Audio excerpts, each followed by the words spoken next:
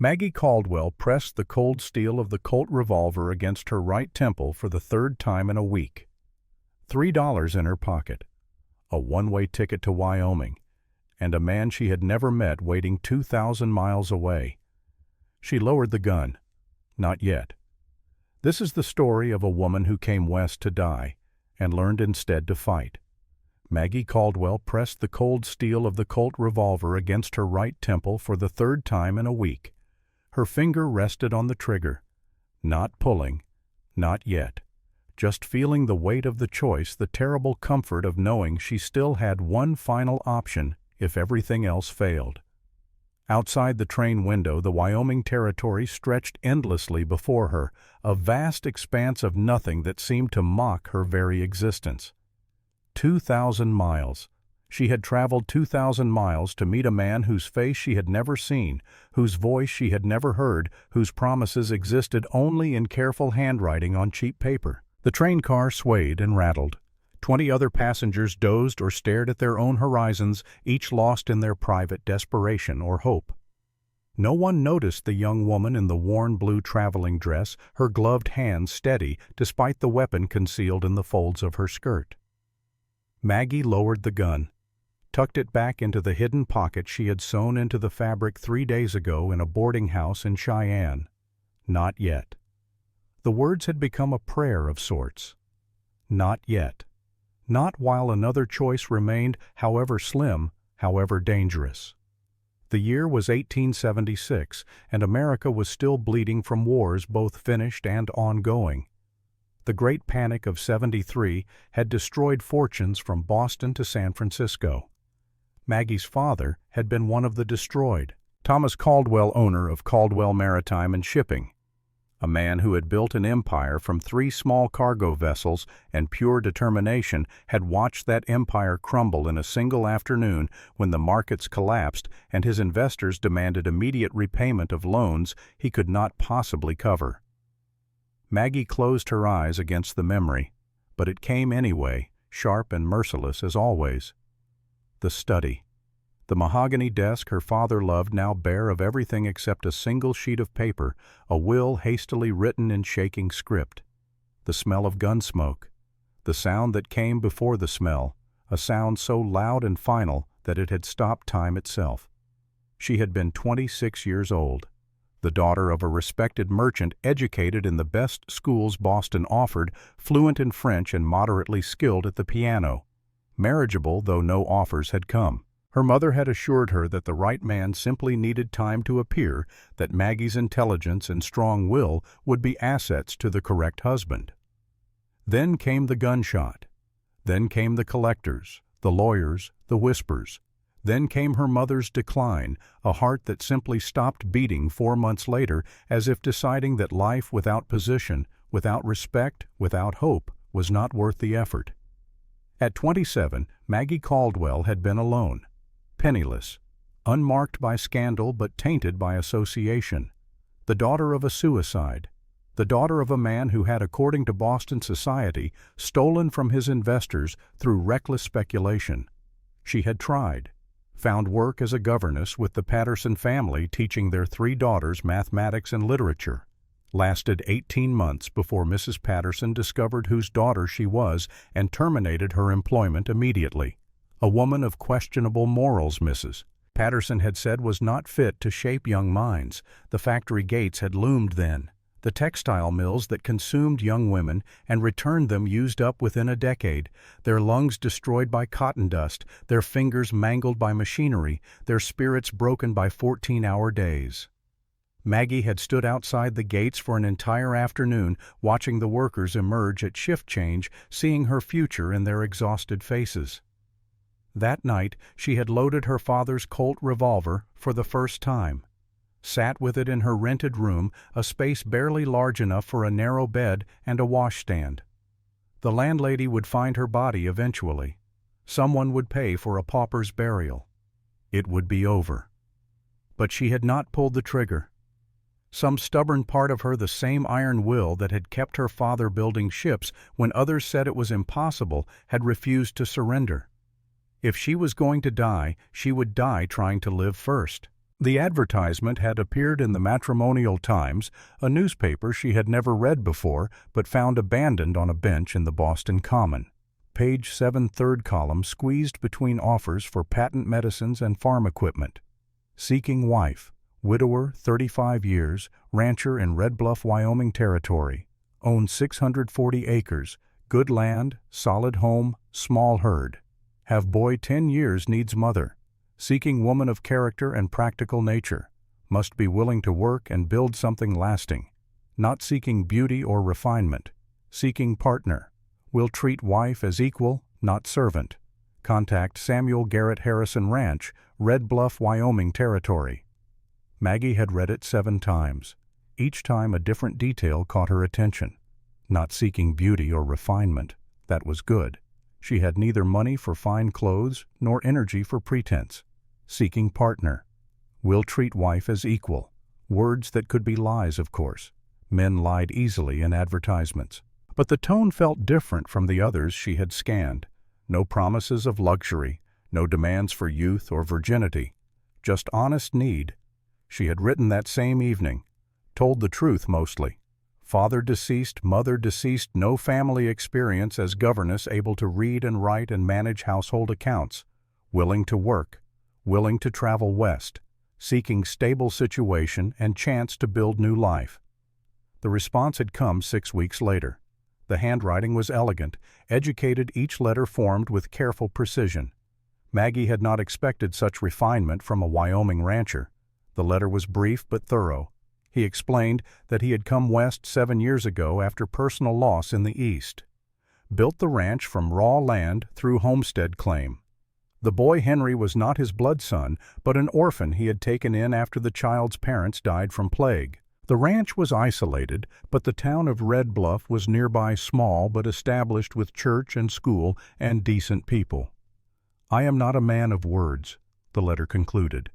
I am a man of work and commitment. If you come, I will provide for you and protect you and give you a home. I will not lie to you or mistreat you. I ask only that you give this life an honest try. If after 1 month you wish to leave, I will pay your passage to wherever you wish to go. If you stay, we will marry and build something that lasts. The letter had been signed Samuel Garrett in that same careful script. Maggie had sold her mother's wedding ring, the last valuable thing she owned, and purchased a train ticket west. Now 3 weeks later, she was here. Cheyenne to Red Bluff. The final leg. The conductor had said they would arrive before sunset. Maggie smoothed her traveling dress, checked that her small carpet bag was secure beneath the seat. Everything she owned fit in that bag. 2 dresses, one for travel and one for better occasions. Undergarments. Her mother's Bible. The Colt revolver. $3 in coin. The train whistle screamed. The brakes engaged with a grinding shriek of metal on metal. Red Bluff appeared through the dust and smoke, a collection of wooden buildings that looked temporary, as if a strong wind might scatter them across the prairie like playing cards. Maggie stood. Her legs shook. She steadied herself against the seat back, forced her breathing to slow. This was the moment. The point where everything changed for better or worse. Once she stepped off this train, there would be no going back. The fare to Boston was beyond her means. This man, this Samuel Garrett, was her only remaining option, unless she chose the other option. The Colt waited in her skirt pocket, patient and permanent. The train lurched to a final stop. Passengers began gathering their belongings, pushing toward the exits. Maggie picked up her carpet bag and joined the flow. The platform was rough planks over bare earth. The air hit her like a physical force so different from Boston's heavy coastal atmosphere. This air was thin and sharp and clean, carrying scents of dust and sage and distance. The sky overhead stretched impossibly wide, a blue so intense it seemed artificial. 5 men stood near the station building. No 6. They watched the emerging passengers with expressions ranging from curiosity to calculation. Maggie scanned their faces, trying to match them to the description Samuel Garrett had provided in his letter. Tall, he had written. Broad-shouldered from ranch work, dark hair going gray at the temples. None of them stepped forward. Maggie waited as the other passengers dispersed, claimed by waiting family or heading toward the town's single hotel. The 6 men continued to stare, but none approached. She felt their assessment the way they looked at her worn dress and single bag and solitary status. Another mail-order bride, another gamble, another woman desperate enough to cross a continent for a man she had never met. She straightened her shoulders, lifted her chin. If they were going to judge, let them judge someone who refused to be ashamed. Still, no one approached. The platform emptied. The train crew began unloading freight. Maggie stood alone with her carpet bag, the September sun beating down, sweat beginning to form beneath her collar. Had he changed his mind? Decided at the last moment that he did not want a wife after all. Or perhaps something had happened. Illness, injury, death. Out here, she imagined death came easily and often. "You must be the bride from Boston." The voice came from behind her. Maggie turned. The man who had spoken was not young, 50 perhaps or older. He wore a dark suit of expensive cloth entirely inappropriate for a frontier town and a wide-brimmed hat that shaded a face lined with age and something harder. Authority, maybe, or cruelty worn smooth by years of practice. "I am Margaret Caldwell," Maggie said. Her voice came out steady, despite the hammer of her heart. "I am looking for Samuel Garrett." The man's smile did not reach his eyes. "Of course you are. I am Nathaniel Shaw. I own the largest ranch in this territory. Sam Garrett is my neighbor." He paused, let the silence stretch. "I am very sorry to inform you, Miss Caldwell, that Sam had an accident yesterday evening. His horse threw him. He is currently at Dr. Wheeler's clinic, badly injured." The world tilted slightly. Maggie's grip tightened on her carpet bag. How badly? Broken leg, possible internal injuries. The doctor is hopeful but concerned. Shaw's tone carried just the right amount of sympathy, professional and distant. "I happened to be in town and thought I should wait to inform you personally. Such a shock to arrive and find your intended incapacitated." Maggie studied his face. Something about his expression did not match his words. The sympathy seemed rehearsed, artificial, but perhaps she was simply exhausted, paranoid from the journey and the fear. "Where is this clinic?" she asked. "Not far. Main Street near the church." Shaw gestured vaguely. "However, I should mention that Sam's situation is quite serious. He may not be able to care for a wife for some time. Months, perhaps. I would be happy to provide you with lodging at my ranch until you decide how you wish to proceed. Or if you prefer, I could arrange passage back to Cheyenne. I am certain you have other options available." There it was, the too smooth offer, the quick solution. Maggie had learned in Boston that the easiest paths were usually traps. Men who offered help without being asked usually wanted something in return. "Thank you, Mr. Shaw," she said carefully. "But I would like to see Mr. Garrett first before making any decisions." Shaw's smile tightened almost imperceptibly. "As you wish. But I must warn you the sight is not pleasant. A man in such a condition is not the husband you likely imagined." "I did not come here for imagination, Mr. Shaw. I came here for reality." Maggie picked up her carpet bag. "If you could direct me to the clinic, I would be grateful." For just a moment something flickered in Shaw's eyes. Annoyance, perhaps, or calculation. Then the practiced sympathy returned. "Of course. Down Main Street, turn left at the church. The white building with green shutters. You cannot miss it." "Thank you." Maggie did not wait for further conversation. She walked away, feeling Shaw's gaze on her back like the weight of a physical hand. Red Bluff's Main Street was exactly what she had expected. Unpaved, dusty, lined with false-fronted buildings that tried to look more substantial than they were. A general store, a saloon, another saloon. A building with a sign proclaiming Land Office and Assay. A church small and wooden, but with a proper steeple. People watched her pass. Women in simple dresses, their faces weathered by sun and wind. Men in work clothes or range gear, some tipping hats politely, others just staring. News traveled fast in small towns. They all knew who she was by now. The bride who came for Sam Garrett. The clinic was where Shaw had indicated. A white clapboard building with green shutters and a hand-painted sign, E. Wheeler, Physician and Surgeon. Maggie paused at the door, suddenly terrified. What if Samuel Garrett was dying? What if he looked at her with disappointment or regret? What if he sent her away? She knocked. "It is open." A woman's voice, not what Maggie expected. Maggie entered. The clinic was clean and smelled of carbolic acid and something herbal she could not identify. The front room served as both waiting area and examination space with a desk, several chairs, and a table covered with white cloth. The woman who emerged from the back room was in her mid-40s with steel-gray hair pulled into a severe bun and eyes that assessed Maggie with the same clinical precision she likely used on patients. She wore a simple dark dress with a white apron, sleeves rolled to her elbows. "You must be the bride," the woman said. No judgment in the statement, just fact. "I am Margaret Caldwell. I am looking for Samuel Garrett. I was told he was injured." "He was. I am Dr. Ellen Wheeler." The woman said this as if daring Maggie to challenge her credentials. "Sam is in the back room. The injury is serious but not fatal. Broken right leg, severe bruising, possible cracked ribs. He will recover, but it will take time." A female doctor. Maggie had heard of such things but never met one. "May I see him?"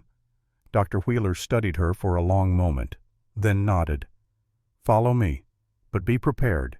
He is in considerable pain and not at his best." The back room was smaller, dominated by a narrow bed where a man lay propped on pillows. His right leg was splinted and elevated, wrapped in bandages. More bandages covered his ribs beneath a loose shirt. His face was pale, sheened with sweat despite the cool air, but his eyes were open and alert. Those eyes fixed on Maggie the moment she entered. Gray eyes steady despite the pain taking her in with the same careful assessment she was giving him. This was Samuel Garrett, tall she could see even lying down, broad-shouldered beneath the bandages, dark hair shot through with gray. A face that had seen weather and work and hardship lined at the corners of eyes and mouth, but not old. 35, he had written. He looked it exactly.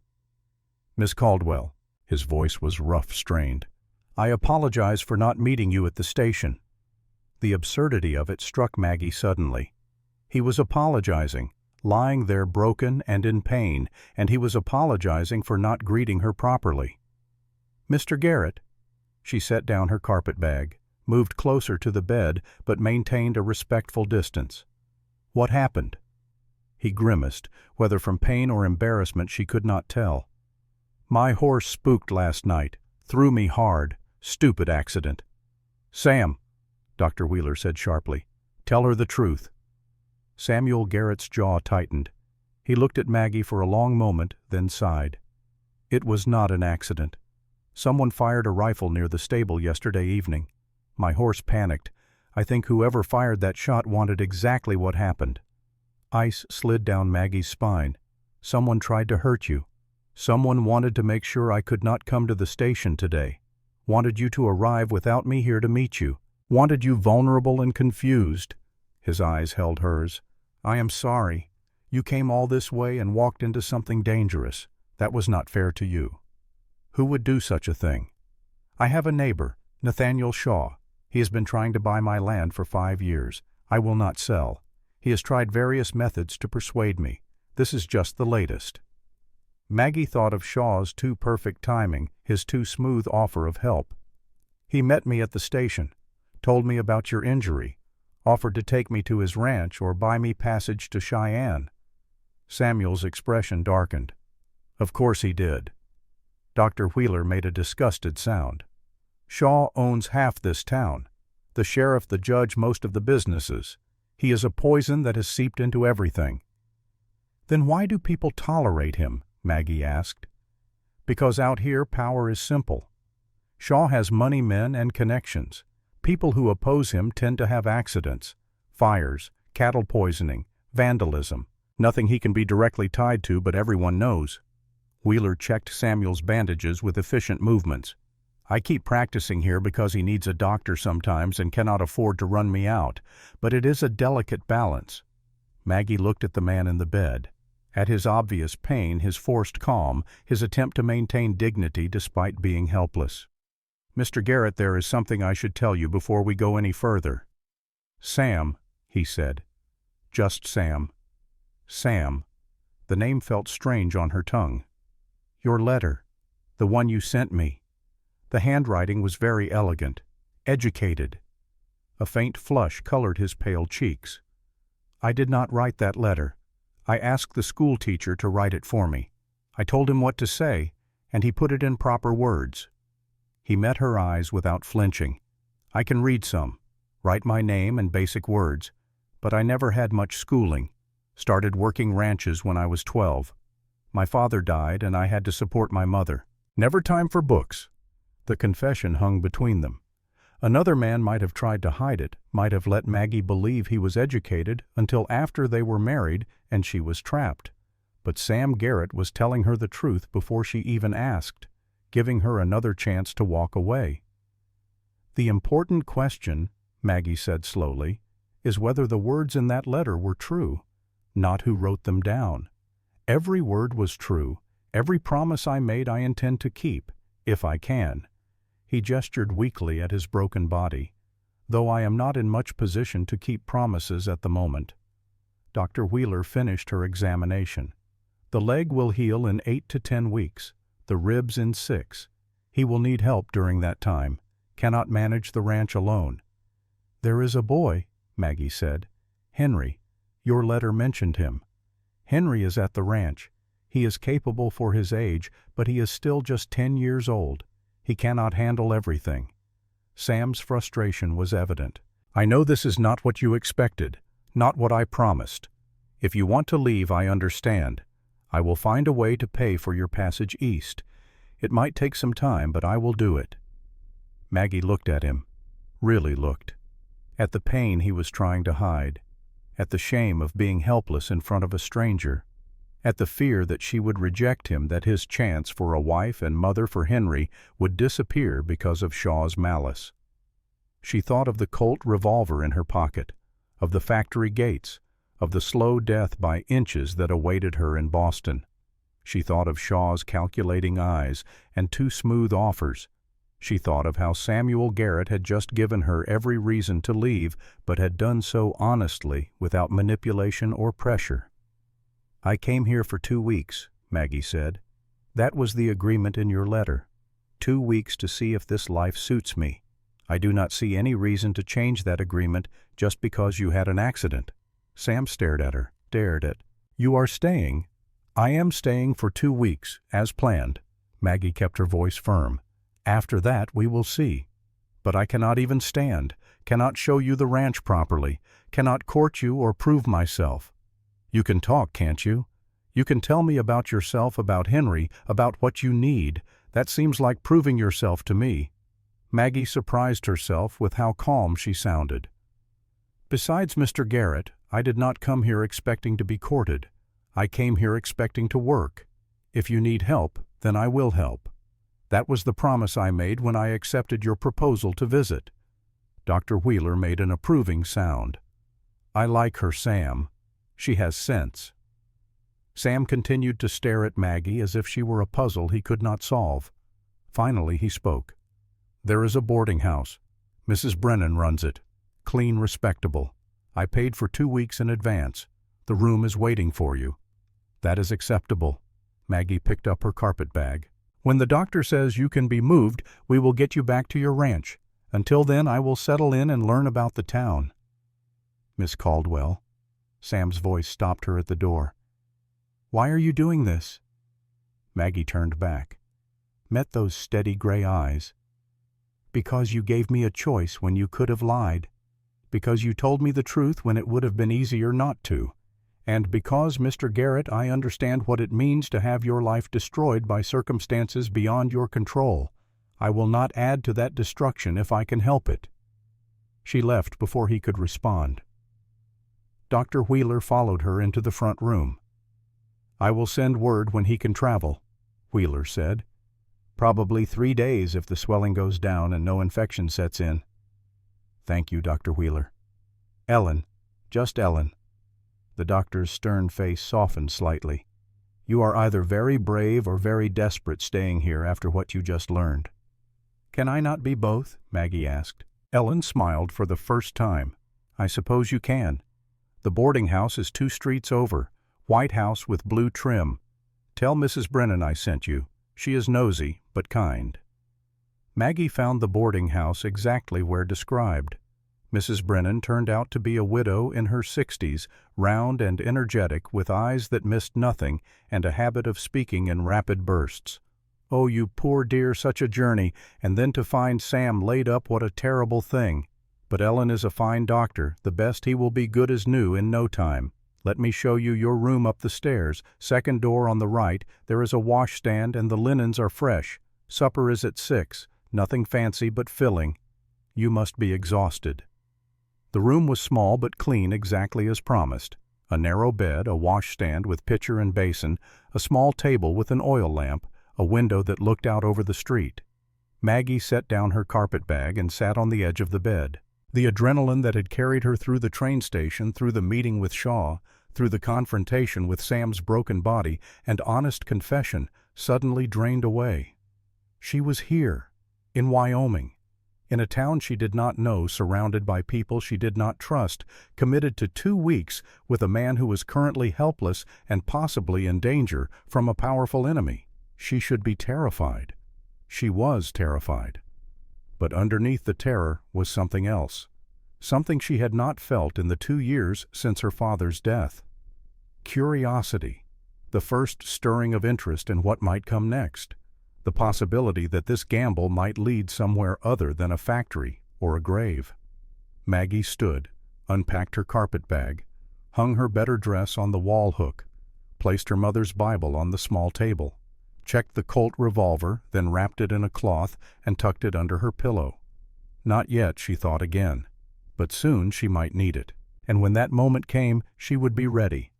The next 3 days followed a strange rhythm. Maggie woke early, dressed, ate breakfast with Mrs. Brennan and 2 other boarders, a clerk from the land office, and a widow who ran the town's single dress shop. She walked to the clinic to check on Sam's progress, sat with him for an hour or 2, learning about the ranch, about Henry, about the rhythms of frontier life. Sam was a reluctant patient, but a willing teacher. He described the ranch in detail. 640 acres claimed under the Homestead Act of 1870. Good grazing land with a creek that ran year-round. 25 head of cattle, 7 horses, chickens, a small vegetable garden that struggled against the harsh climate. The house was log construction, 3 bedrooms, solidly built to withstand the brutal winters. "I built it myself," Sam said with quiet pride. "Took 2 years while I lived in a dugout. But I wanted something that would last, something worthy of a family." He talked about Henry with a mixture of affection and worry. The boy's parents had died during a plague outbreak the previous year. Diphtheria, Ellen had called it. 7 families lost children or parents. Henry's entire family, his parents and 2 younger siblings, had died within a week of each other. "No one else would take him," Sam explained. "He has uncles, but they have their own families barely getting by. The alternative was an orphanage in Cheyenne or worse. I could not let that happen, so I told him he had a home with me for as long as he needed one." "How did he respond?" Maggie asked. "He did not speak for 6 months, just worked, fed animals, hauled water-chopped wood, like a little machine. Then one day he asked me if I was going to send him away when I got married. I told him no. Told him that whoever I married would need to understand that he was part of the family. That is why I mentioned him in the letter. Needed to be clear from the start." Maggie thought about a 10-year-old boy who had lost everything, who had learned that love and family could be snatched away without warning. "He must be frightened that I will change things. He is frightened of a lot of things. That is why he needs a mother, someone who will not leave." Sam's eyes met hers. "I cannot promise you much, Miss Caldwell, but I can promise you this. If you stay, if you marry me, I will never betray you or abandon you. I will work myself to death before I let you suffer. That is the only vow I know how to make." On the 3rd day, Ellen declared Sam fit to travel. A neighbor with a wagon agreed to transport him to the ranch. Maggie insisted on going along. "You should see what you are getting into," Sam said, "before you commit to anything." They left Red Bluff in the early morning.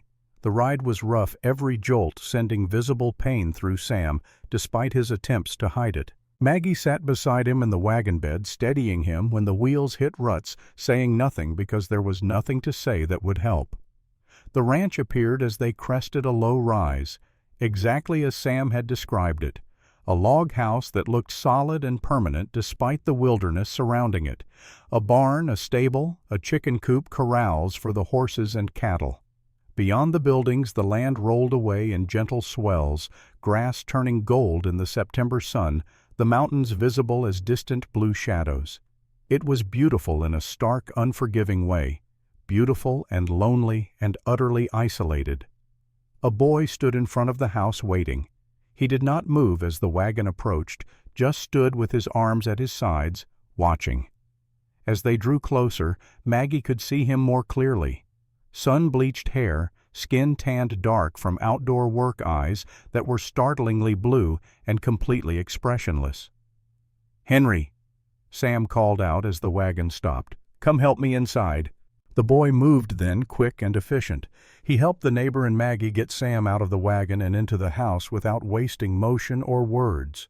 Got Sam settled in a bedroom that was clearly his, propped on pillows, leg elevated. Through it all, Henry did not look at Maggie once. After the neighbor left, promising to check back in a few days, Maggie found herself standing in the main room of the house. It was larger than her room at the boarding house, but still modest. A kitchen area with a wood stove and sturdy table. A sitting area with 2 chairs and a small bookshelf. Simple, functional, clean.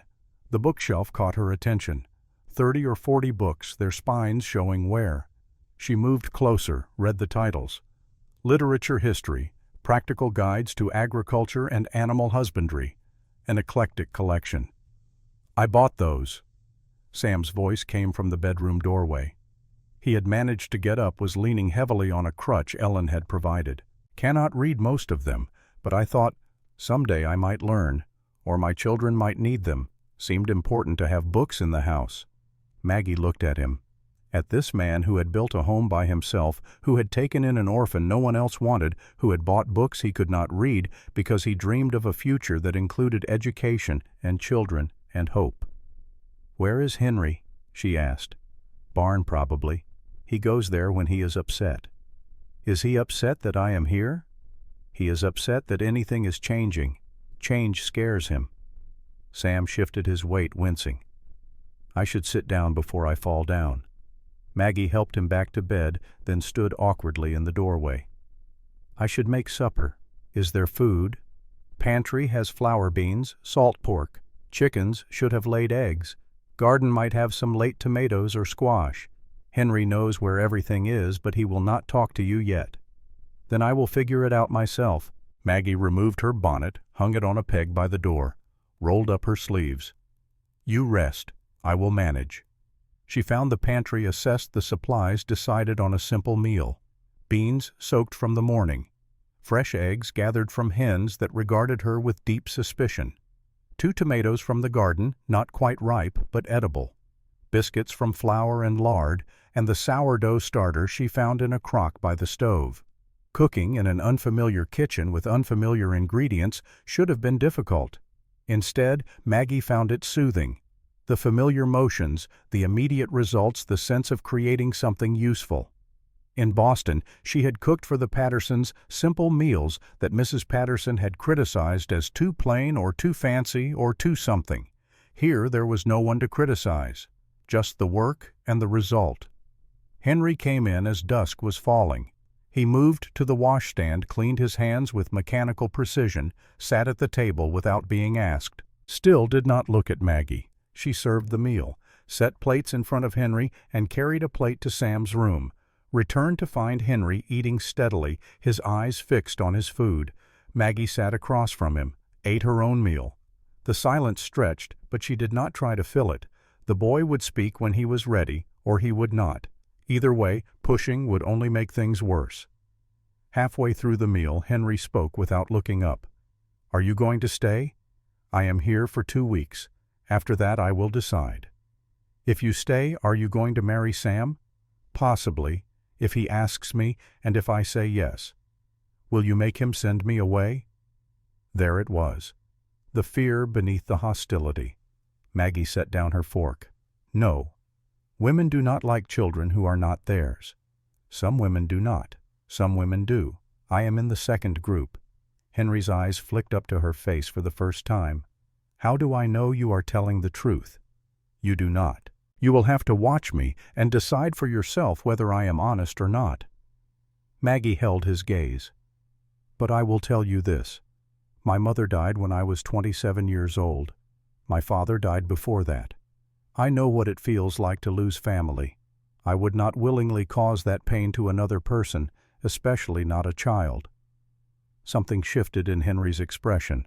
Not trust, not yet, but maybe the first crack in the armor. I can ride, he said abruptly, and shoot, and rope cattle. I am not useless. I am sure you are very capable. Can you do any of those things? No, but I can read and write and do mathematics and keep household accounts, different skills for different purposes. Henry considered this. Sam says you are from Boston. I am. Why would you leave a city to come here? Maggie thought about how to answer. Decided on honesty. Because I had nothing left in Boston, and because sometimes starting over in a hard place is better than staying in an easy place that is killing you. Henry stared at her for a long moment, then returned to his meal. But the hostility had lessened, replaced by wary curiosity. That night, after Henry had gone to bed in his small room at the end of the hall, and Sam had finally surrendered to sleep, aided by the laudanum Ellen had provided, Maggie sat alone in the kitchen. A single candle burned on the table. Outside, the Wyoming night pressed against the windows, vast and dark, and filled with unfamiliar sounds. She should have been afraid. Alone in a strange place with a man she barely knew, and a child who did not want her, and an enemy who wanted them gone. Every rational thought told her to leave to use the last of her money for passage to somewhere safer. But Maggie Caldwell had learned that safety was an illusion. Boston had been safe until it was not. Her father's fortune had been secure until it vanished. Her mother's health had been sound until it broke. Safety did not exist. Only choices existed. And she had chosen to be here in this moment, in this place. The next 10 days settled into a pattern. Maggie woke before dawn, made breakfast, helped Sam with the humiliating necessities of bathing and dressing, tended to the chickens and the garden-prepared meals, cleaned the house, sat with Sam in the evenings while he taught her the basics of ranch management. She learned the names of the cattle, the quirks of each horse, the rhythms of water and weather and survival. Henry remained distant, but less hostile. He answered direct questions, occasionally volunteered information about the ranch or the animals. Once, when Maggie was struggling to carry water from the well, he took the bucket from her without speaking and hauled it to the house. Small progress. But progress nonetheless. On the 8th day, the first real test came. Maggie was in the garden harvesting the last of the summer squash when she heard the sound of approaching horses. Multiple horses moving fast. She straightened, shaded her eyes against the afternoon sun. 3 riders came over the rise.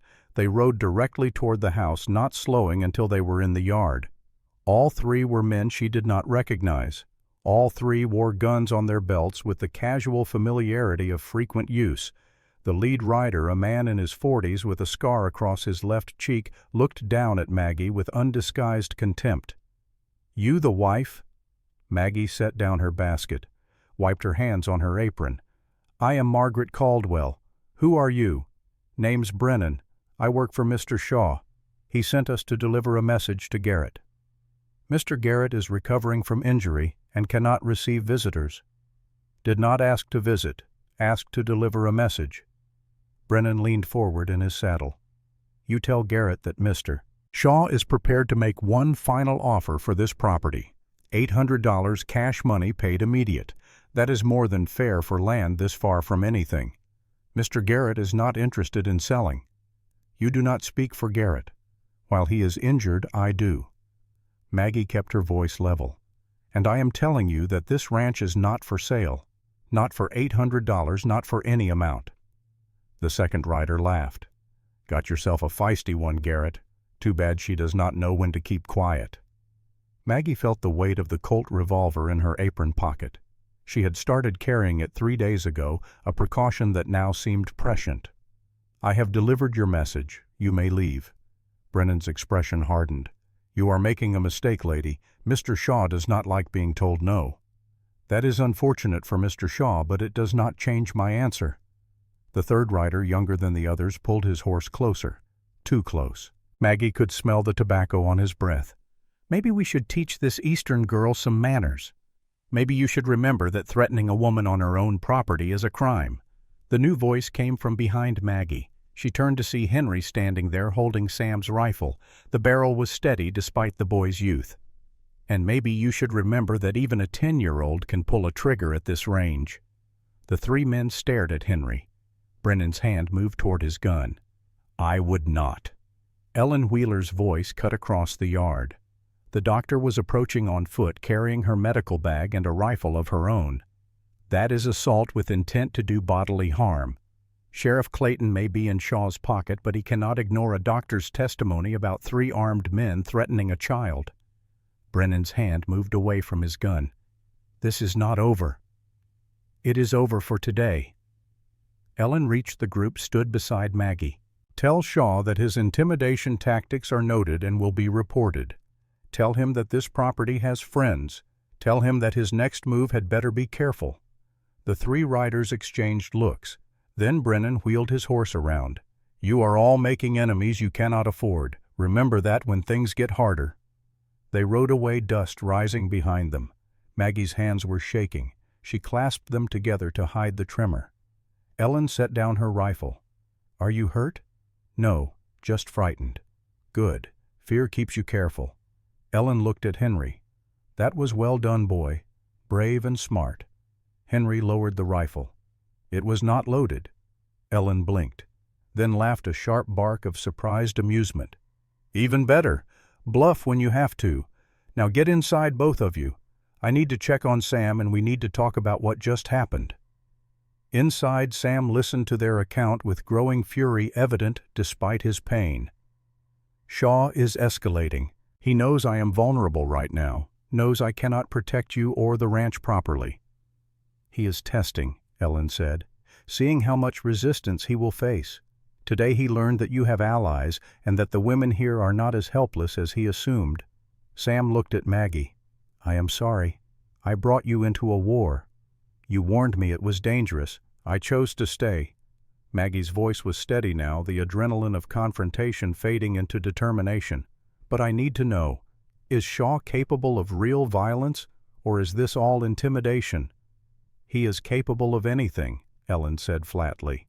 2 years ago, a homesteader named Morrison refused to sell to Shaw. His barn burned down. When Morrison still refused, his cattle were poisoned. Morrison left with his family and sold the land to Shaw for a fraction of its worth. Why does no one stop him? Who would stop him? The sheriff works for him. The judge in Cheyenne is his brother-in-law. The few ranchers big enough to stand against him profit from keeping him happy." Ellen's expression was bitter. "Out here the law is whatever the powerful say it is." "Then we need evidence," Maggie said, "something that cannot be ignored or dismissed." Sam shook his head. "Even with evidence, who would we bring it to? Shaw owns every authority figure within 200 miles. "Not every authority." Maggie thought of her father, of the financial ledgers he had taught her to read, of the way power worked in circles of money and debt. Shaw borrowed money to build his empire. Everyone knows he is rich, but no one knows if he is actually wealthy. If he is leveraged, if he is in debt, then whoever holds that debt has power over him. Ellen stared at her. "You think like a banker."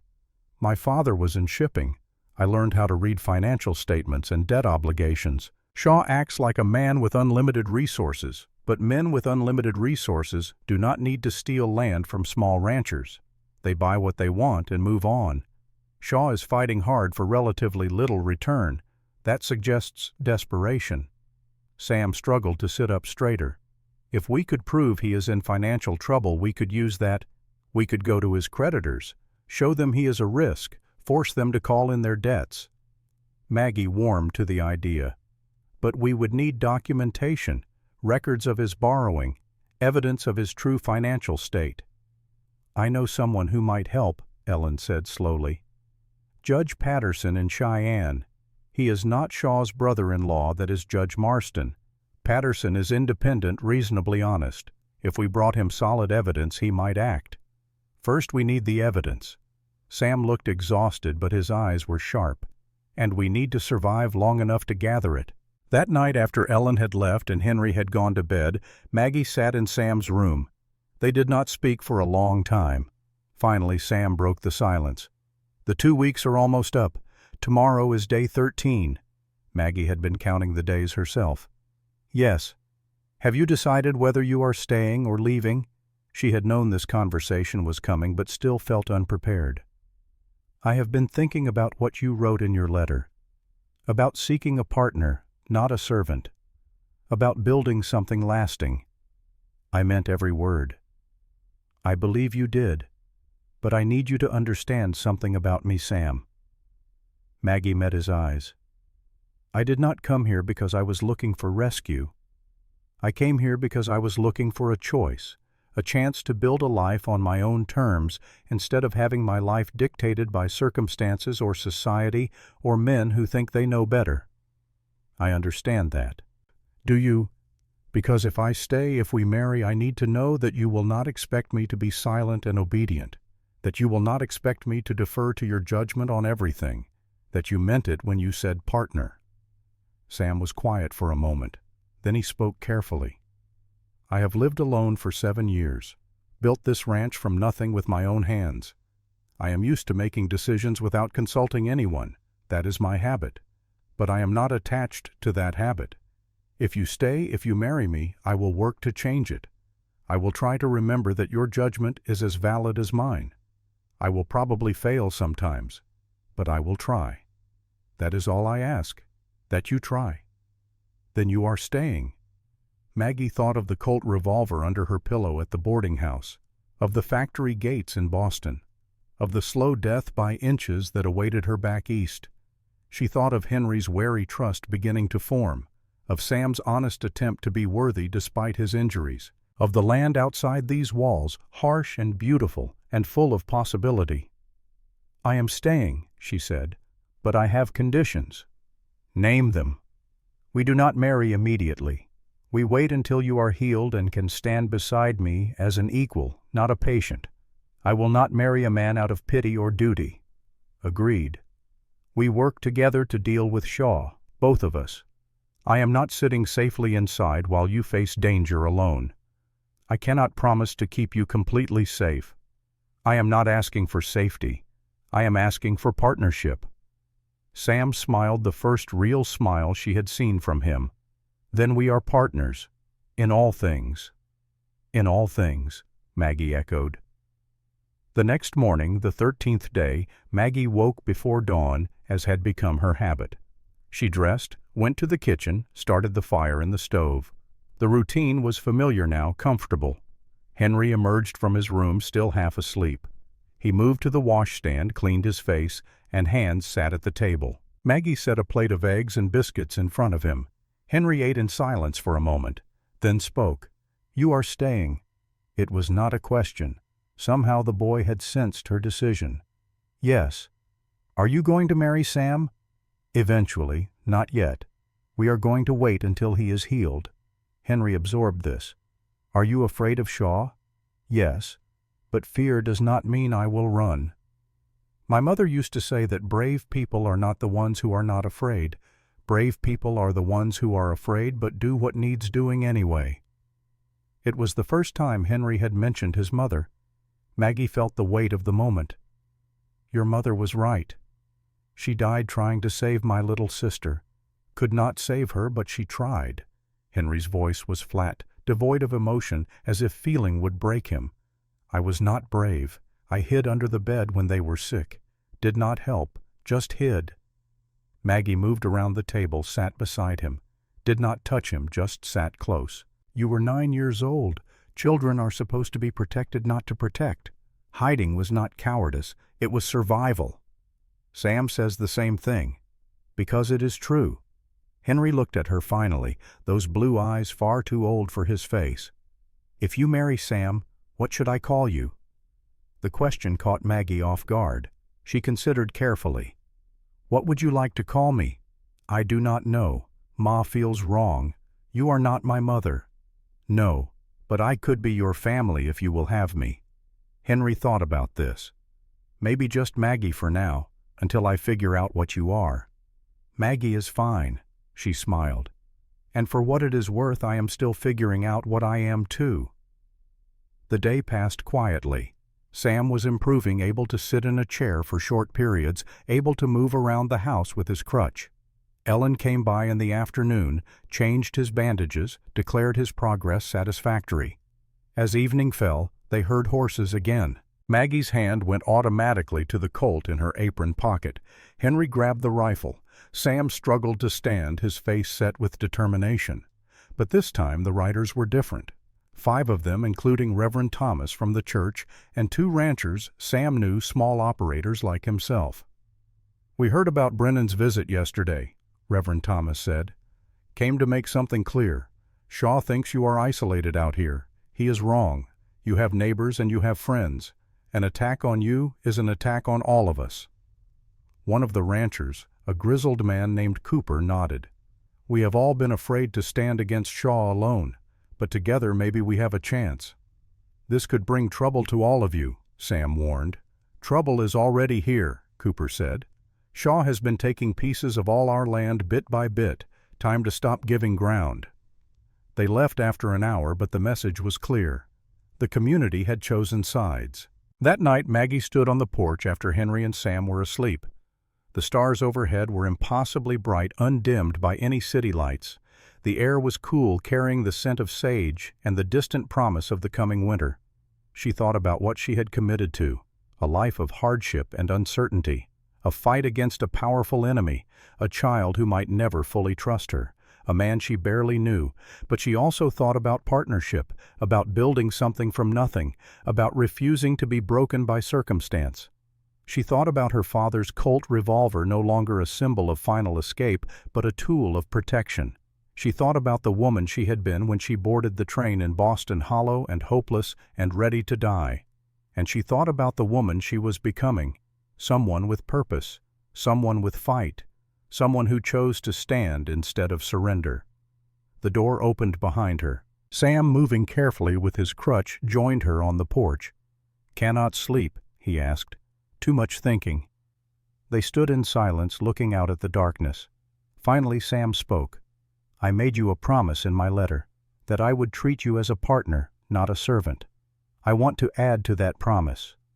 "What promise?"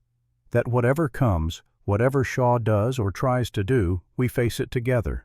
Not me protecting you, not you supporting me from the side, together as equals, because I think that is the only way we survive this."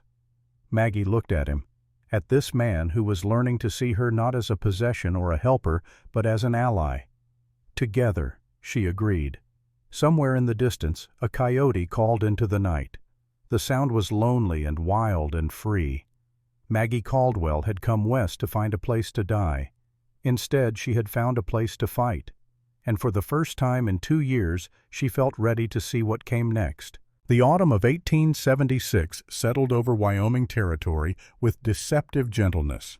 Golden light painted the grasslands each morning. The air carried the crisp promise of coming cold, but remained mild enough for outdoor work. Sam's leg healed slowly but steadily, the bone knitting back together under Ellen Wheeler's careful supervision. Maggie learned the rhythms of ranch life with the same determination she had once applied to her father's ledgers. She woke before dawn to feed chickens and gather eggs, hauled water from the well until her shoulders ached, learned to milk the cow without getting kicked to churn butter to preserve vegetables for the brutal winter everyone promised was coming. Henry watched her efforts with gradually thawing reserve. He corrected her when she did things wrong, showed her shortcuts and tricks he had learned. Still called her Maggie, not Ma, but the word came more easily now, less weighted with suspicion. In the evenings after supper was cleared and Henry was in bed, Maggie sat with Sam. He taught her about the land, about cattle and horses, about the subtle signs of changing weather that could mean the difference between life and death out here. She taught him to read, starting with simple words and building slowly. Sam proved a quick study, his mind sharp despite his lack of formal education. Within 3 weeks, he could read basic sentences. Within 5 weeks, he was working through one of the books from his shelf, sounding out unfamiliar words with endearing concentration. "I used to think educated people were born different," he admitted one night, "like they had something in their heads that I did not have. But it is just practice, is it not? Just learning."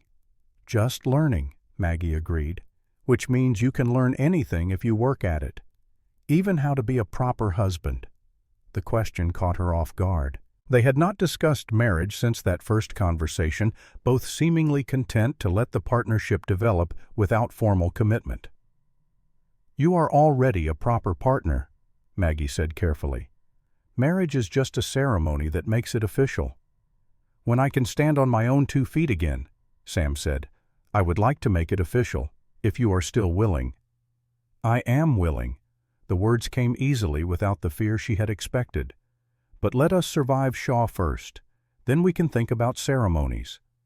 Shaw's presence hung over them like gathering storm clouds. For 6 weeks after Brennan's visit, nothing happened.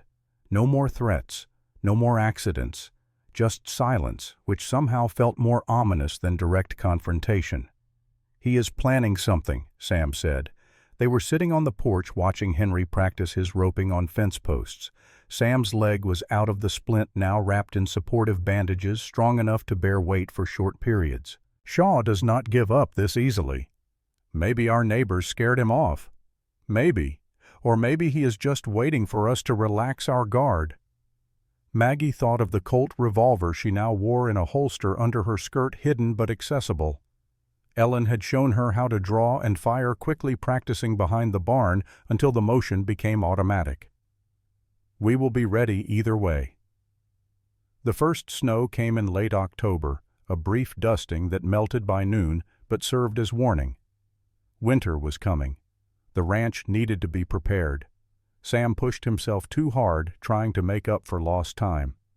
He repaired fence sections on his barely healed leg, moved cattle to winter pasture despite Maggie's protests, worked from dawn to dusk as if punishing himself for the weeks of helplessness. One morning Maggie found him collapsed in the barn, unconscious, his leg bleeding through the bandages where he had torn the healing tissue. "Henry, get Dr. Wheeler," Maggie ordered. The boy ran without question. She stayed with Sam, applying pressure to the wound, keeping him still when he tried to rise. "You stubborn fool. You are going to kill yourself." Sam's eyes opened, glazed with pain. "Cannot afford to be weak. Shaw is watching, waiting for vulnerability." "You are more vulnerable dead than temporarily cautious." Maggie's hands shook with anger and fear. "What good are you to this ranch, to Henry, to me, if you work yourself into the grave?" Ellen arrived within the hour, examined Sam with clinical efficiency, and delivered a verdict that brooked no argument. 2 more weeks of restricted activity, or I will dose you with laudanum and tie you to the bed myself. Your choice." Sam surrendered. The next 2 weeks passed in enforced quiet. Henry took over the heavy work with help from Cooper and 2 other neighboring ranchers. Maggie managed the household and the animals. Sam sat on the porch and seethed with frustration. It was during this enforced stillness that Shaw made his move. Maggie woke to the smell of smoke. Not the familiar scent of the kitchen stove, but something sharper, more urgent. She grabbed the Colt and ran from her room. Henry was already up, pointing out the window. "The hay barn. It is on fire." Maggie could see the orange glow from the window. Not close to the house, but close enough. The hay barn stored their winter feed for the cattle. Without it, the herd would starve before spring. Sam was struggling to get up, his face white with pain and fury. "Get water. We can stop it if we are fast enough." They fought the fire for 3 hours. Maggie, Sam, Henry hauling bucket after bucket from the well, throwing water on flames that seemed to laugh at their efforts. The neighboring ranchers arrived when they saw the glow, adding their strength to the battle. By dawn, they had saved 1/3 of the barn and perhaps half the hay. The rest was ash. Sam sat on the ground, his leg bleeding again, staring at the destruction. "Without enough feed, I will have to sell half the herd at winter prices. Shaw will buy them for a fraction of their worth. By spring I will be so far in debt I will have to sell the land just to survive." "We do not know for certain it was Shaw," Cooper said, though his tone suggested he knew exactly who was responsible. "Look." Henry pointed to the ground near the barn's remains. Clear in the soft earth were boot prints, and beside them a distinctive horseshoe print. "Same mark as the horses Shaw's men ride. See the notch on the left side." Sam looked at Maggie. "We need evidence Shaw cannot deny, something that ties him directly to this." "Boot prints wash away in rain," Maggie said. "We need more. We need someone who will testify, someone from Shaw's own organization." "His men are too loyal or too afraid." "Maybe. Or maybe one of them is just waiting for the right offer." Ellen arrived as the sun rose, fully took one look at Sam's leg and ordered him back to bed. While she worked, Maggie pulled her aside. "You said Shaw is in debt. Do you know who holds his notes?" "First Bank of Cheyenne. My late husband did business with them before he died. I have contacts there still." "Would they talk to you? Tell you the extent of Shaw's obligations?" Ellen's eyes sharpened with understanding. "You want to know how desperate he really is." "Desperate men make mistakes. If Shaw is leveraged to the breaking point, his creditors might be willing to pressure him, especially if they knew he was engaging in criminal activity that could jeopardize his ability to repay." "You think like a businesswoman." "I am a businesswoman's daughter." Maggie met Ellen's gaze. "Will you help?" Ellen considered for a long moment, then nodded. "I have to go to Cheyenne next week anyway for medical supplies. I will make inquiries." The week Ellen was gone felt endless. Shaw's men rode past the ranch, twice visible on the ridgeline, watching, making sure everyone knew they were watching. Henry started sleeping with the rifle beside his bed. Sam kept his pistol within reach at all times. Maggie practiced drawing the Colt until the motion was faster than thought. Ellen returned on a Friday afternoon with news. She gathered them in the kitchen after Henry had gone to bed, her expression grim. "Shaw owes the bank $12,000. The note came due 6 months ago. He has been making partial payments, but the bank is losing patience. If he misses another payment, they will foreclose on his assets." "When is the next payment due?" Sam asked. "February 1st, 4 months from now." "How much does he need to pay?" $2,000. Maggie did mental calculations. "That is a lot of money to raise in 4 months through legitimate means, especially in winter." "Which means he needs my land," Sam said slowly. "Needs it desperately. If he can force me out, take over my water rights and grazing land, he can expand his herd enough to make the payment. Or he could sell your land to someone else and pocket the cash," Ellen added. "Either way, you are all that stands between him and financial ruin." "So he will not stop." Maggie stated it as fact, not question. "He cannot afford to stop." Sam ran a hand through his hair. "Then we need to force his hand. Make him do something so overt, so undeniable, that even the sheriff cannot ignore it." "That is dangerous," Ellen warned. "Men cornered by desperation do desperate things. We are already in danger." Sam looked at Maggie. "What do you think?" Maggie thought of her father driven to suicide by financial ruin, of how desperation could make even good men do terrible things. Shaw was not a good man to begin with. "I think we use his desperation against him," she said. "We make him think he is winning, make him confident. Then we catch him in an act he cannot deny." "How?" "We let him think we are leaving, that we are beaten. We make a show of preparing to abandon the ranch." Maggie's mind was racing now, pieces falling into place. "We spread word through town that we are selling to Shaw, that we will sign papers in 1 week.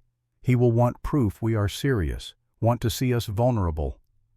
"And while he is distracted by his apparent victory," Ellen asked, "we gather evidence, real evidence, financial records, testimony, proof of arson. We take it to Cheyenne ourselves, to the bank and to Judge Patterson. We make sure that even if Shaw takes the ranch, he loses everything else." Sam stared at her. "That means giving up the ranch." "No, it means pretending to give up the ranch." Maggie leaned forward. "Shaw wants us broken and desperate, so we show him broken and desperate. We make him overconfident, and then we strike. What if it does not work? What if we lose everything? Then we lose everything. But we were going to lose everything anyway if we just sit here waiting for his next attack. Maggie met his eyes. You told me you wanted a partner. Partners take risks together. Sam nodded slowly. All right, we do this, but carefully. And at the first sign it is going wrong, we get you and Henry to safety. We all get to safety, or none of us do, Maggie corrected. They spent the next 2 days creating a convincing performance. Sam rode into town, made a show of asking the land office about proper sale procedures, mentioned to the clerk loud enough for others to hear that he could not afford to rebuild after the fire. That winter was coming, and he was out of options. Maggie went to the general store, paid her account in full, and told Mrs. Henderson she was preparing to leave Wyoming. Asked if anyone knew of positions for governesses back east. Henry played his part too, telling the other children at school that he would be moving soon, that Sam was giving up ranching. Word spread as they knew it would. By the 3rd day, Shaw's men were watching the ranch constantly. By the 4th day, Shaw himself rode up to the house. Maggie answered the door. Sam sat in a chair behind her, his leg propped on a stool, the picture of defeat. Mr. Garrett. Shaw removed his hat with false courtesy. I heard you might be reconsidering my offer. I do not have much choice. Sam's voice was bitter. Cannot run a ranch with no feed for winter and no money to buy more. A difficult situation indeed. Shaw's satisfaction was barely concealed.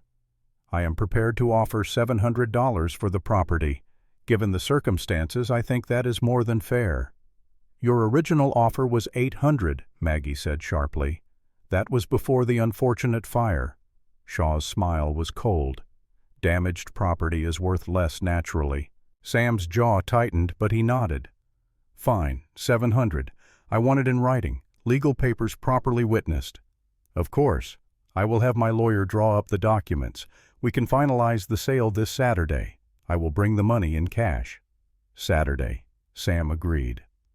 Shaw left his triumph evident in every line of his body.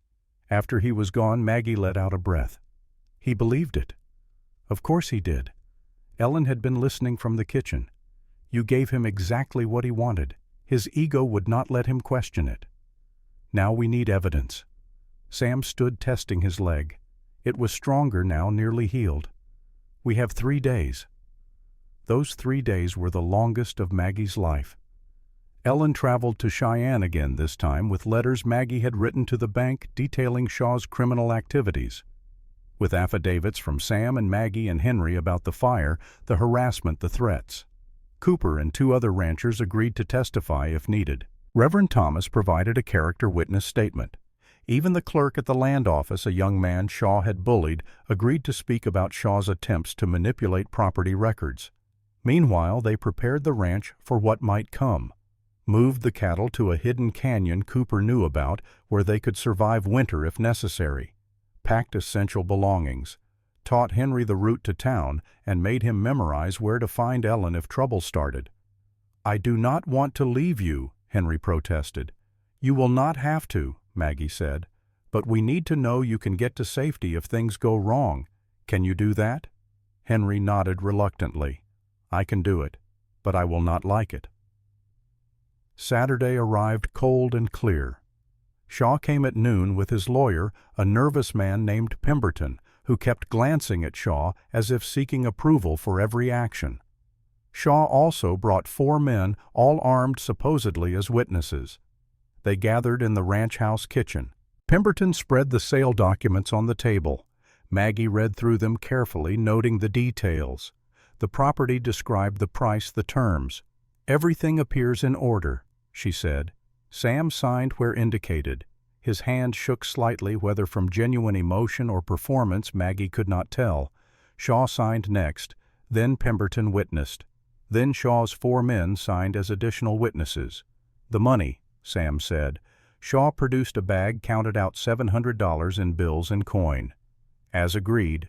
Sam took the money, looked at it, then looked at Shaw. I hope you choke on this land. Shaw laughed. No hard feelings, Garrett. This is just business. You were not strong enough to hold what you built. That is not my fault." "No," a new voice said from the doorway, "but arson is your fault, and fraud, and conspiracy to commit violence." Judge Patterson stood there flanked by 2 federal marshals. Behind them Ellen Wheeler and a man in a banker's suit. Shaw's face went white. "What is this?" "This is your arrest." Patterson stepped into the room. "Mr. Shaw, you are charged with arson, criminal conspiracy fraud, and attempted theft of property through duress. The witnesses against you include not only Mr. Garrett and his household, but also your own lawyer and men who we have been interviewing for the past 3 days. Pemberton spoke up, his voice shaking. "He threatened to ruin me if I did not help him. I have documentation of all his illegal activities. I kept records in case I needed to protect myself." One of Shaw's men, the youngest, stepped forward. "He promised us bonuses if we helped run Garrett off, said there would be no consequences, but I did not sign up to burn down buildings with people sleeping nearby." Shaw turned on them with fury. "You treasonous cowards!"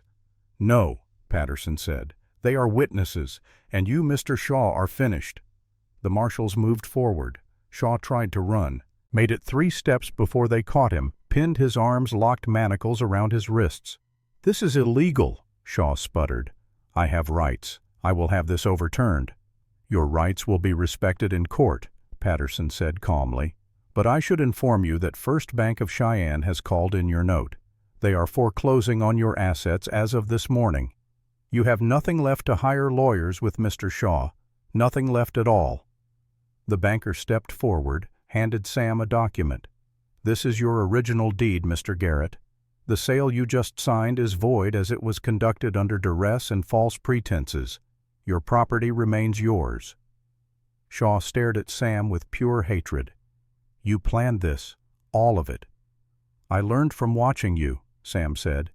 "You taught me that sometimes you have to fight dirty to survive. Thank you for the lesson." They took Shaw away. His 4 men went with him, some willingly, as witnesses, others in chains as accomplices. Pemberton gathered his documents with shaking hands and departed with the marshals. When they were finally alone, Maggie sat down heavily at the table. "It worked. It actually worked." "Thanks to you." Sam sat across from her. "The evidence, the plan convincing Ellen and the bank to act. None of this would have happened without you. We did it together." Maggie looked at Henry, who stood wide-eyed by the window. "All of us together." Ellen returned later that evening with more news. "Shaw's ranch will be sold to cover his debts. The bank asked if you wanted to buy any of his land at auction." Sam shook his head. "I have all the land I can manage. Let someone else have it." "Fair enough." Ellen set her medical bag on the table. "Now let me look at that leg one more time. You put weight on it during the confrontation, and I saw you wince." While Ellen examined Sam, Maggie stepped outside. The sun was setting, painting the sky in shades of orange and red. The mountains stood dark against the light. The land stretched away in all directions, vast and challenging and beautiful. She heard the door open behind her. Footsteps approached. Not Sam's uneven gait, but Henry's lighter tread. "Maggie?" The boy's voice was uncertain. "Yes? Can I ask you something?" "Of course." "Are we safe now? Really safe?" Maggie considered how to answer. She could lie, offer false comfort, or she could give Henry the truth, trust him with reality. "Safer than we were," she said. "Shaw is gone, but there will always be other dangers. Weather accidents, illness, other people who want what we have. That is just how life works." "Then how do we keep going if we are never really safe?" "We keep going because we have each other, because we build things that matter, because giving up means losing, and I would rather fight than lose." Maggie looked down at him. "What about you? Are you ready to keep fighting?" Henry thought about this, then nodded. "I think so, as long as I do not have to fight alone." "You will never fight alone, not while I am here." "Is that a promise?" "That is a promise." Henry moved closer, not quite touching, but near enough that Maggie could feel his presence. They stood together in the fading light, watching the sun disappear behind the mountains. After a moment, Henry spoke again. "I think I would like to call you Ma." If that is all right. Maggie's throat tightened. That is more than all right. Good. Henry's voice was matter-of-fact, but his hand found hers and held on tight. Because you act like a ma anyway. Might as well make it official. That night after Henry was asleep and Ellen had departed for town, Maggie sat with Sam on the porch. The air was cold enough to see their breath, but neither moved to go inside. I want to marry you, Sam said abruptly.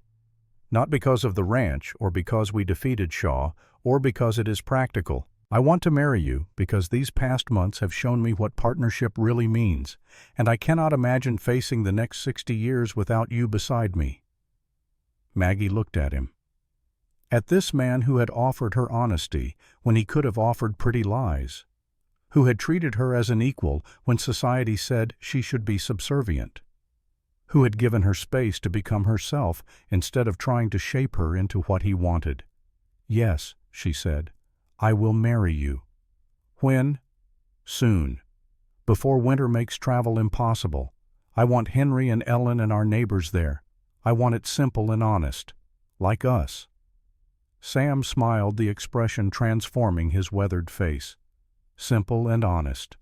I can do that. They married 2 weeks later in the small church in Red Bluff. Reverend Thomas performed the ceremony. Henry stood as witness solemn in a new shirt Maggie had made him. Ellen stood beside Maggie, fierce pride in her eyes. The vows were simple. Sam promised to honor Maggie as his equal, to build their life together, to never lie or betray her trust. Maggie promised the same, adding one final vow. I promise to fight beside you, not behind you, to stand when standing is needed, and to rest when rest is wise, to be your partner in all things, for all days. When Reverend Thomas pronounced them married, Sam kissed Maggie with gentle reverence, as if sealing a sacred pact. The reception was held at the church, the whole town attending. Even those who had stood aside during the conflict with Shaw came to celebrate, relieved that the threat was gone. Tables groaned with food contributed by neighbors. Children ran wild while adults talked and laughed and drank carefully hoarded spirits. Cooper raised a toast. To Sam and Maggie Garrett, may they continue to show the rest of us what courage looks like. The party lasted until dark. When they finally returned to the ranch, Henry riding ahead on his horse while Sam and Maggie followed in the wagon, Maggie felt something she had not experienced in years. Peace. Not the absence of threat, but the presence of something worth fighting to preserve. That night in the room that was now truly theirs, Sam held Maggie carefully as if she might vanish. Are you happy? Maggie thought about happiness. In Boston, happiness had been something fragile, dependent on maintaining appearances and meeting expectations. Here, happiness was something earned through work and risk and choice. I am, she said. Are you more than I ever expected to be? They fell asleep holding each other, the Wyoming wind howling outside, but unable to touch the warmth they had built. Winter came 2 weeks later with brutal force. Snow fell for 3 days straight, burying the ranch under drifts higher than Maggie's head. The temperature plunged until water froze solid within an hour of being drawn from the well. This was the test Maggie had been warned about, the harsh months that killed the unprepared and weak. But they had laid in supplies, had enough feed for the cattle, had wood stacked high and food preserved. The days settled into rhythm again. Wake before dawn, fight the cold long enough to care for animals, retreat back to the warmth of the house. Long, dark evenings spent reading or talking or teaching Henry his letters. Sam's leg had healed completely. He moved with only a slight limp, now barely noticeable unless you knew to look for it. He pushed himself hard, making up for the months of forced rest. In late December, another test came. Maggie woke feeling strange. Nauseous, dizzy, unusually exhausted despite a full night's sleep. She attributed it to something she had eaten and tried to push through. By the third day, Ellen came to check on them as she did every few weeks, making sure they had survived the latest storm. She took one look at Maggie and smiled. When was your last monthly bleeding? Maggie thought back. I do not remember. Why? Because you are pregnant, dear girl, about 2 months along if I am any judge. The word seemed to echo in the sudden silence. Pregnant. A child. Sam's child. Sam's face went through several emotions in rapid succession. Shock. Joy. Terror. Are you certain? As certain as I can be without more time passing. Ellen examined Maggie with professional efficiency. Everything seems healthy so far. The sickness should pass in another few weeks. The baby will come in early summer, probably June. After Ellen left, Maggie and Sam sat together in the kitchen. Henry had gone to bed unaware of the news that would change everything. "A baby," Sam whispered. "Our baby." "Are you afraid?" Maggie asked. "Terrified. What if something goes wrong? What if I am not a good father?" "You are already a good father to Henry. You will be good to this child too." Maggie placed his hand on her still flat belly. "We will figure it out together, like everything else. What do we tell Henry?" "The truth, that our family is growing, that he will be an older brother." They told Henry the next morning over breakfast. He stared at them, processing, then spoke carefully. "Will you love the baby more than me?" Maggie had expected this question. "Love does not divide Henry, it grows. There is not a limited amount that we have to share between you and the baby. There is just more love for everyone." "You promise?" "I promise. You were here first. You will always be our first child, no matter how many others come." Henry considered this, then nodded. "All right. I suppose I can be a big brother." "You will be a good one," Sam said. As winter deepened, Maggie's pregnancy progressed. The morning sickness faded. Her body changed, growing round with new life. Ellen visited regularly, monitoring both Maggie and the baby, teaching her what to expect, what signs meant danger. In February, Shaw's trial concluded. He was found guilty on all charges and sentenced to 10 years in federal prison. His ranch was sold at auction, divided among 3 smaller operators who had pooled resources to buy it. "He will not bother you again," Ellen reported. "Even after he is released, he will have nothing left. No money, no property, no power." "What about his son?" Maggie asked. She had heard Shaw had a son back east, though he had never visited. "Marcus Shaw. He is in Denver, from what I hear, has his own business there, may not even know his father was arrested." "Let us hope it stays that way," Sam said. March brought the first hints of spring. Snow began to melt, revealing the brown grass beneath. Maggie's belly grew larger. Henry started building a cradle with Sam's help, the two of them working together in the barn on the delicate project. In April, the unexpected happened. Maggie was hanging laundry, her movements slow and careful due to her advanced pregnancy, when she saw riders approaching. Not neighbors, not anyone she recognized. She called for Sam. He emerged from the barn, Henry beside him. They watched the riders come closer. There were 3 of them, well dressed in city clothes entirely inappropriate for ranch country. The lead rider, a man in his late 20s with Shaw's distinctive features, pulled up at the fence. "Are you Samuel Garrett?" he asked. "I am. Who are you?" "Marcus Shaw, Nathaniel Shaw's son." The young man's voice was tight with suppressed rage. "I heard what you did to my father." Sam stepped forward. "Your father brought his troubles on himself through criminal action. We simply brought his crimes to light. You ruined him, took everything he built. He tried to take everything we built first. We defended ourselves." Marcus Shaw's hand moved toward his gun. Sam's hand moved faster already on his own weapon, but before either could draw, Maggie stepped between them. "Gentlemen, there are better ways to resolve this than violence." "Stay out of this, woman," Marcus snarled. "This woman is my wife," Sam said, his voice deadly quiet. "And you will show her respect or answer to me." Marcus looked at Maggie, really looked, and saw her pregnant belly. Some of the rage faded from his face, replaced by calculation. "My father wrote to me before his trial. Said you planned his downfall. Said the woman was behind it." "Your father was right about that," Maggie said calmly. "I did plan how to gather evidence against him, but only after he tried to burn us out, threaten us, and steal our land. We acted in self-defense, nothing more." "That is not how he told it." "I imagine not. Men rarely accept responsibility for their own failures. Maggie kept her voice steady despite the hammer of her heart. Mr. Shaw, you have 3 choices. You can draw your weapon and start a fight that will likely end with people dead, possibly including you. You can take this to court, where all the evidence that convicted your father will be presented again.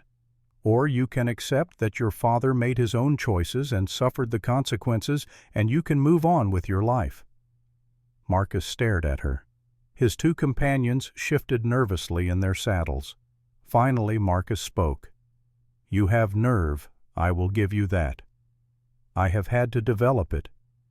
My father is a hard man, probably was not easy to bring down. It was not, but necessary things rarely are. Marcus sat his horse for a long moment, then nodded once sharply. I did not come here to avenge him. I came here to understand what happened, whether the stories were true. They were true, all of them. Then he got what he deserved. Marcus gathered his reins. I will not trouble you again, but know this. The Shaw name still means something. If word reaches me that you have slandered my father beyond what was necessary for your defense, I will return, and next time I will not be so civil. Fair enough, Sam said. Marcus rode away with his men. They watched until the riders disappeared over the ridge. That could have gone worse, Maggie said. Sam pulled her close, careful of her belly. That could have gone much worse. What you did stepping between us was incredibly brave and incredibly stupid. Someone had to break the cycle. Better me than you. Not when you are carrying our child. Especially when I am carrying our child. I will not let my daughter grow up in a world where violence is the first answer to every problem. Daughter, you think it is a girl. I know it is a girl. Maggie smiled. Call it instinct. And what will we name this girl? Hope, because that is what she represents. Hope for a better future. Spring transformed the land. Grass grew tall and green. Wildflowers bloomed in carpets of purple and yellow. The cattle fattened on the new growth. Sam worked from dawn to dusk, building up the herd, repairing winter damage, preparing for the year ahead. Maggie's time grew close. Her body became unwieldy, her movements slow. Ellen visited weekly now, checking on her progress, making sure everything proceeded normally. 2 more weeks I would estimate, Ellen said in late May. Possibly sooner. First babies can be unpredictable. I am ready, Maggie said. I want to meet her. Her. Ellen raised an eyebrow. I am certain it is a girl. Ellen smiled. Well, we will see soon enough. The labor began on a Tuesday evening in early June. Not sudden, not dramatic, just a gradual tightening that grew stronger over hours. Maggie had time to send Henry to fetch Ellen to prepare the bedroom to tell Sam what was happening. Sam went white. What do I do? You stay with me. Hold my hand. Help me breathe. Maggie spoke calmly despite the pain building in her back and belly. This is part of it. Part of building our family. Ellen arrived and took control with practiced efficiency. She examined Maggie, declared everything progressing normally, and settled in to wait. Could be hours yet. First babies take their time. The hours passed in a strange, suspended state. Pain came in waves, each stronger than the last. Between the waves, Maggie rested, gathered strength. Sam stayed beside her through all of it, his hand gripping hers, his presence steady. Henry waited outside the bedroom door, quiet and worried. Ellen let him look in, once let him see that Maggie was all right despite the pain. Is she going to die? Henry whispered. No, Ellen said firmly. This is normal. Hard, but normal. Women are stronger than you know. As night fell, the labor intensified. Maggie lost track of time, lost track of everything except the overwhelming force demanding that she push, that she bring this new life into the world. Almost there, Ellen coached. One more push. Give me everything you have. Maggie pushed, felt something shift, felt release, heard a sound that made her heart stop and restart. A baby's cry. High and indignant and perfect. It is a girl, Ellen announced, wrapping the tiny form in clean cloth. A beautiful, healthy girl. She placed the baby on Maggie's chest. Maggie looked down at the small face, red and wrinkled and miraculous. "Hope," she whispered. "Her name is Hope." Sam stared at his daughter with wonder and terror in equal measure. "She is so small. She will grow." Maggie was exhausted, elated, overwhelmed. "They always do." Ellen allowed Henry to enter once the afterbirth was delivered and Maggie was cleaned and settled. The boy approached slowly, eyes wide. "This is your sister," Maggie said. "Hope Harrison Garrett. Hope this is your brother Henry." Henry looked at the tiny baby, reached out one finger, let her grip it with her impossibly small hand. "She is holding me." "She knows you are family," Sam said. "I will protect her," Henry declared. "No one will hurt her, ever." "I know you will," Maggie said. That night, with Hope sleeping in a cradle beside the bed and Sam dozing in a chair and Henry back in his own room, Maggie lay awake. Every muscle ached. Her body felt foreign, transformed. But underneath the exhaustion was satisfaction. She had done it. Survived the journey west, survived Shaw's attacks, survived childbirth.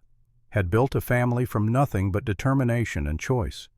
She thought of the woman who had boarded the train in Boston with a gun and a death wish.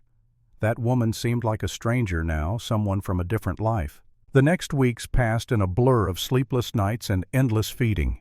Hope proved to have strong lungs and fierce opinions about when she wanted attention. Maggie learned to function on fragments of sleep, to nurse while half unconscious, to interpret different cries. Sam proved surprisingly capable with the baby. He changed nappies without complaint, walked her during fussy periods, sang to her in a rumbling bass that somehow soothed her. Henry was cautious but devoted, fetching whatever Maggie needed, standing guard over his sister's cradle. Ellen visited regularly, checking on both Maggie and Hope, declaring them thriving despite the exhaustion. "You are doing well," Ellen said. "Both of you. The baby is healthy, gaining weight properly, and you are recovering as you should. I feel like I have been trampled by horses. That is also normal." Ellen smiled. "It gets easier. Not easy, but easier." Summer brought new rhythms. Sam hired 2 ranch hands to help with the increased workload, young men from town who needed employment and proved willing to work hard. The ranch prospered, the cattle multiplied, the garden produced abundantly.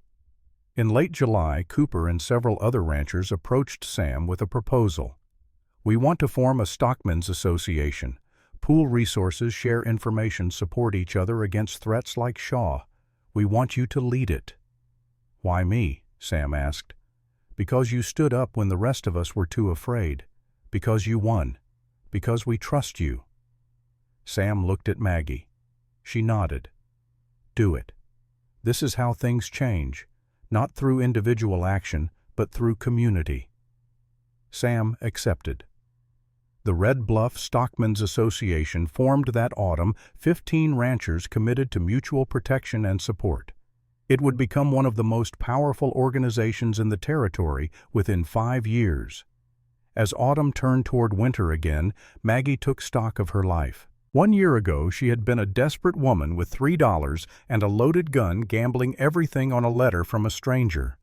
Now she had a husband who loved her, a son who called her Ma without hesitation, a daughter who needed her, a home that was truly hers, a community that respected her. She had not been rescued. She had not been saved. She had been given a choice, and she had chosen to fight. And that choice had made all the difference. One evening, with snow falling softly outside, and the family gathered by the fire, Hope asleep in her cradle, and Henry reading aloud from one of the books while Sam followed along, Maggie felt complete.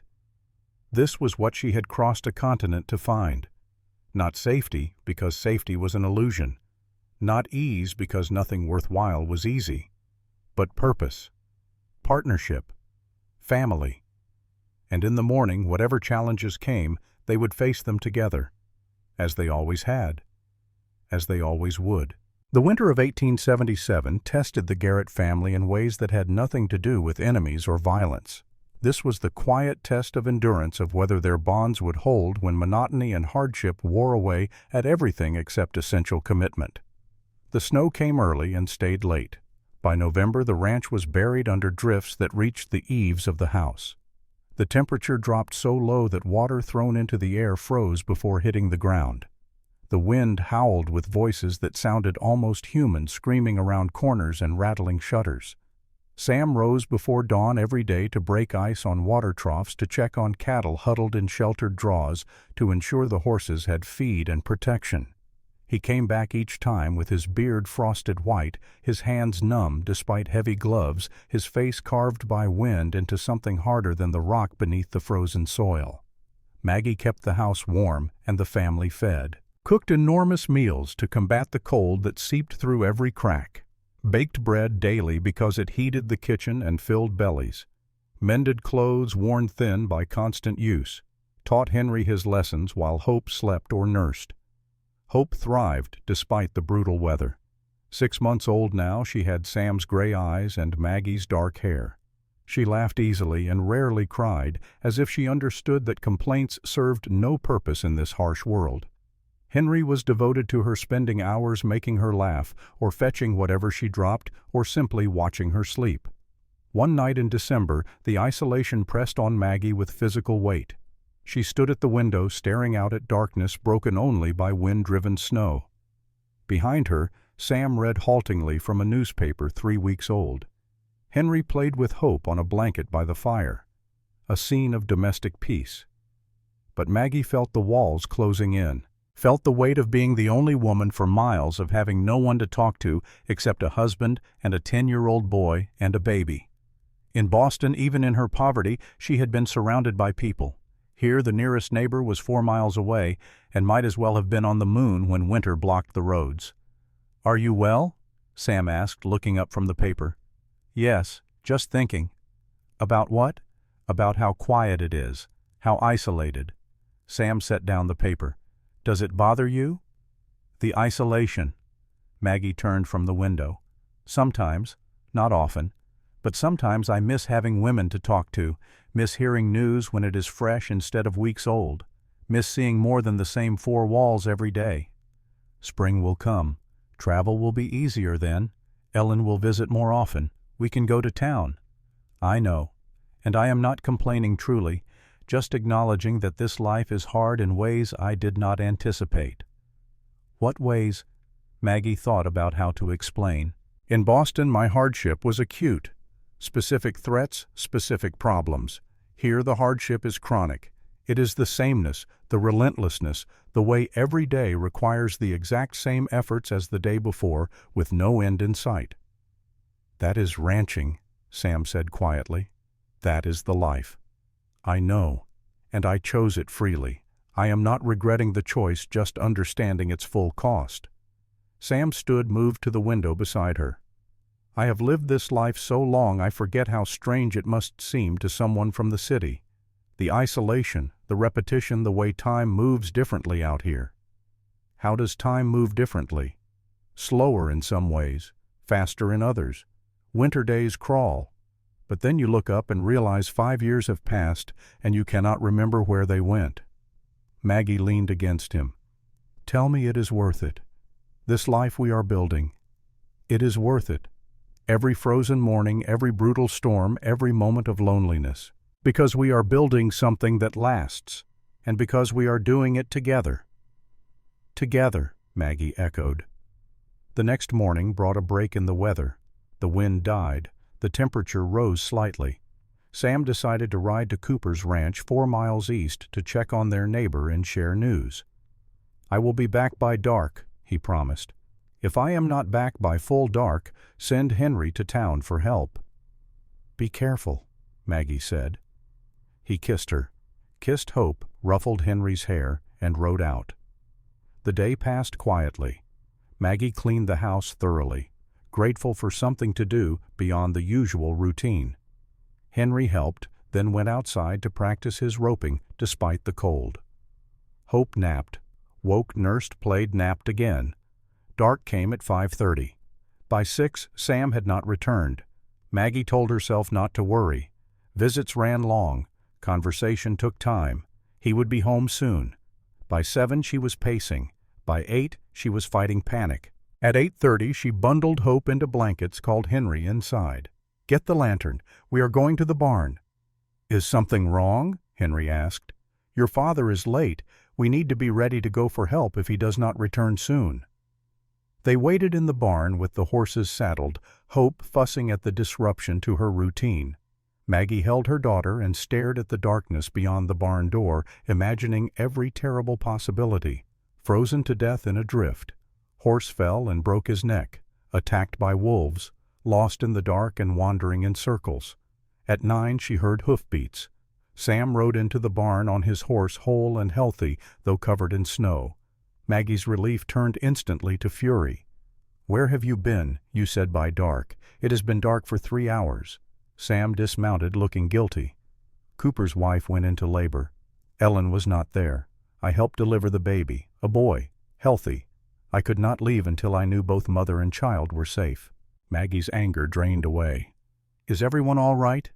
"Everyone is fine, but it took longer than expected. I am sorry I worried you."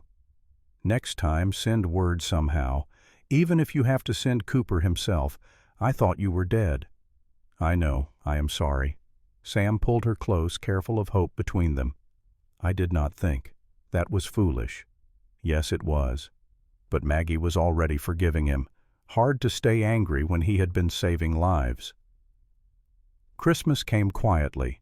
They had little money for gifts, but Maggie made Henry a new shirt from fabric she had been hoarding.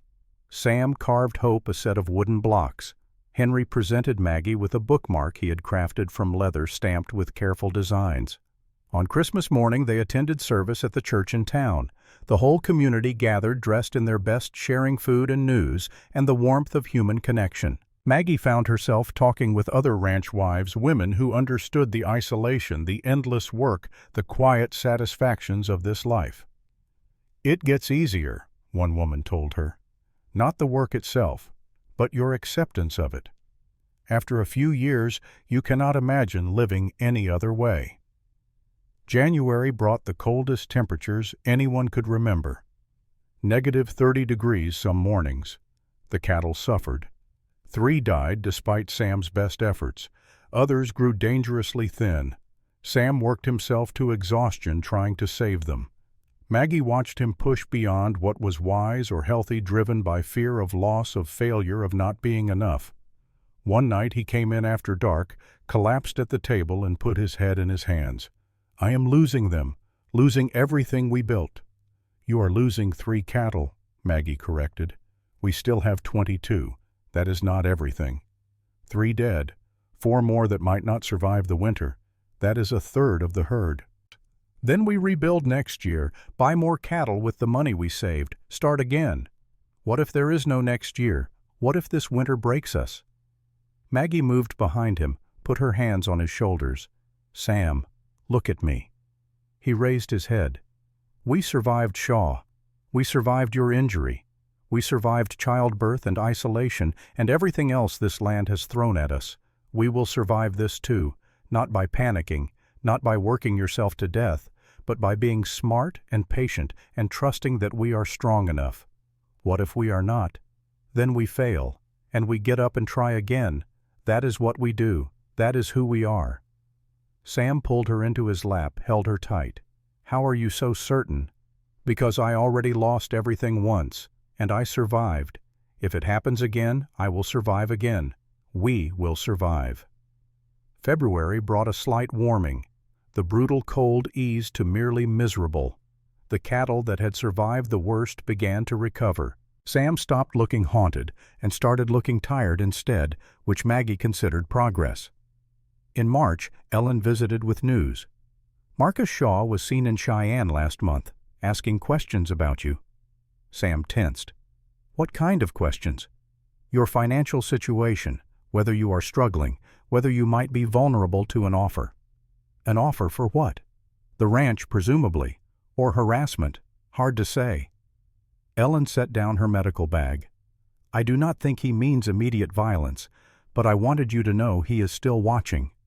"Let him watch," Sam said. We have nothing to hide and nothing to fear from him." But Maggie remembered Marcus Shaw's cold eyes, his barely controlled rage. "We should be careful anyway." "Always," Sam agreed. April brought the first real warmth. Snow melted in rushing torrents. Creeks overflowed their banks. The land turned to mud so deep that horses sank to their knees. Hope turned 1 year old. She was walking now, unsteady, but determined, exploring everything with fearless curiosity. Henry followed her constantly, preventing disasters with the weary patience of an experienced guardian. Maggie discovered she was pregnant again. The news came as both joy and exhaustion. Another child meant more work, more risk, more responsibility. But it also meant growth, family, the future taking shape. She told Sam while they worked in the garden planting seeds for summer vegetables. He stopped mid-motion, stared at her. "Are you certain?"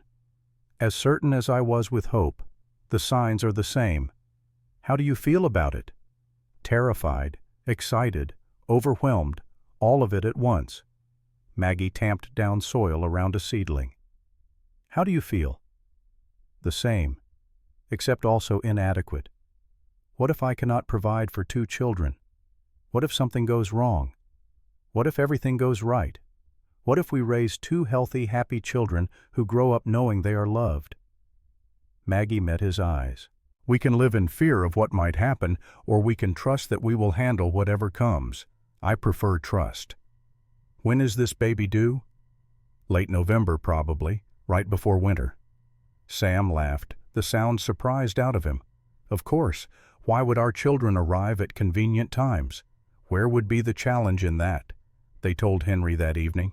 He took the news seriously, nodding as if accepting a burden. "I will help more," he said. "Take on more chores so you can rest." "You already help plenty," Maggie said. "I will help more anyway. That is what family does." That spring and summer the ranch flourished. The surviving cattle multiplied. Sam bought 6 more head with saved money. The garden produced abundantly. Henry, now 11, took on responsibilities that would have seemed impossible a year ago. Hope grew from baby to toddler, her personality emerging strong and stubborn. Maggie's pregnancy progressed smoothly. Ellen checked on her, regularly declared everything healthy and normal. As her belly grew, Maggie learned to work around it, to adapt her efforts to her changing body. In June, Sam received an unexpected letter. It was from a cattle company in Omaha offering a contract. If Sam could deliver 50 head of cattle to Kansas by October, they would pay premium prices.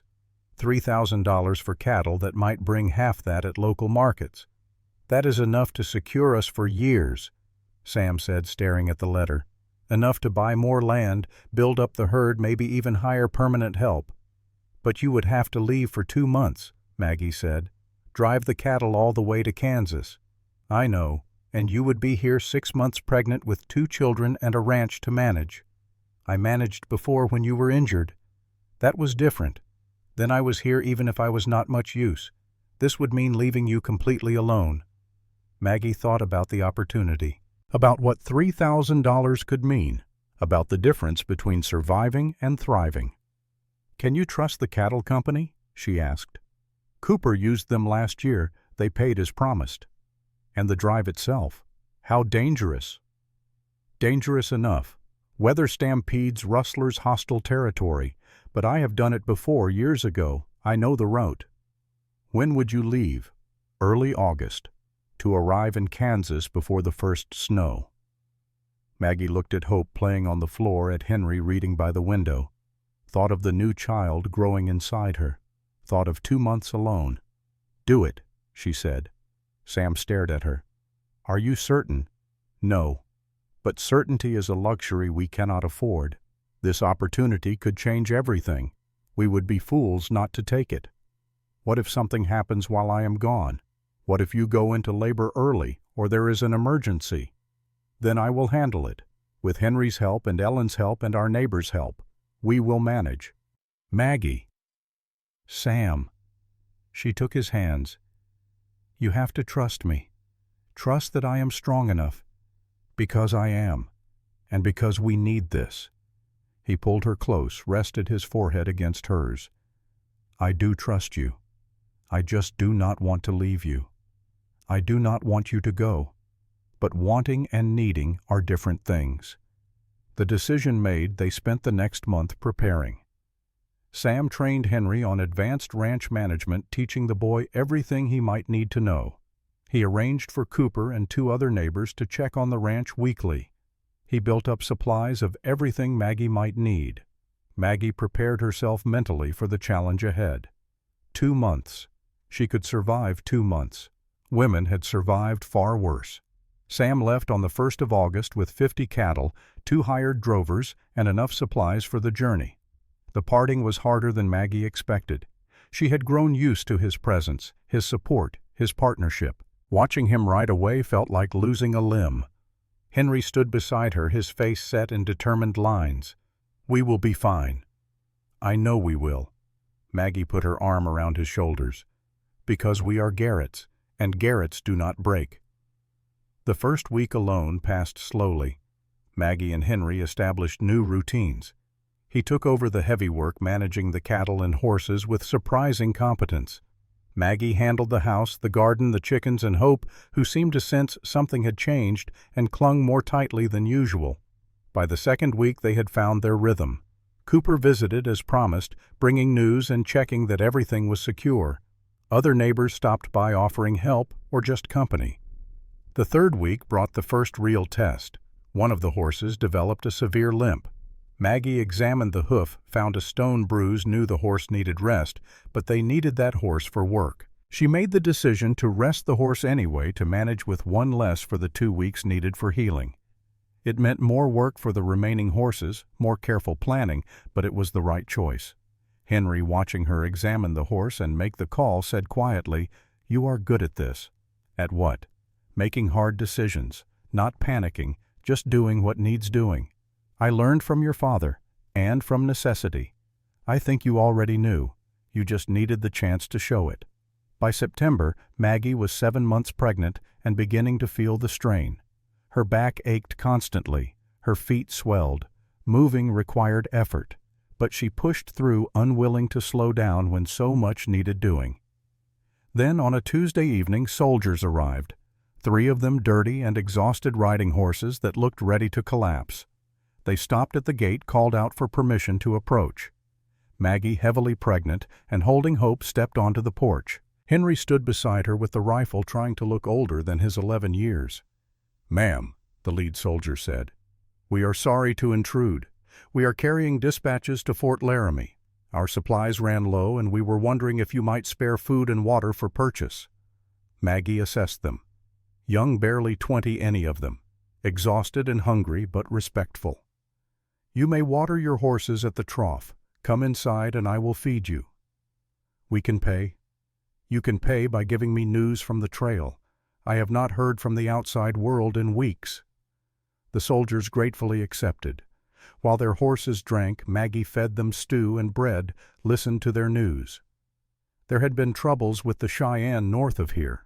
A cattle drive had been attacked by rustlers near the Kansas border. Weather had been brutal across the plains.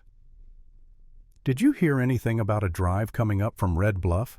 Maggie asked, trying to keep her voice casual. 50 had 3 drovers." The youngest soldier nodded. "We passed them 4 days ago. They were making good time, no troubles. The man in charge asked us to carry a message if we passed this way." He handed Maggie a folded paper. She opened it with shaking hands.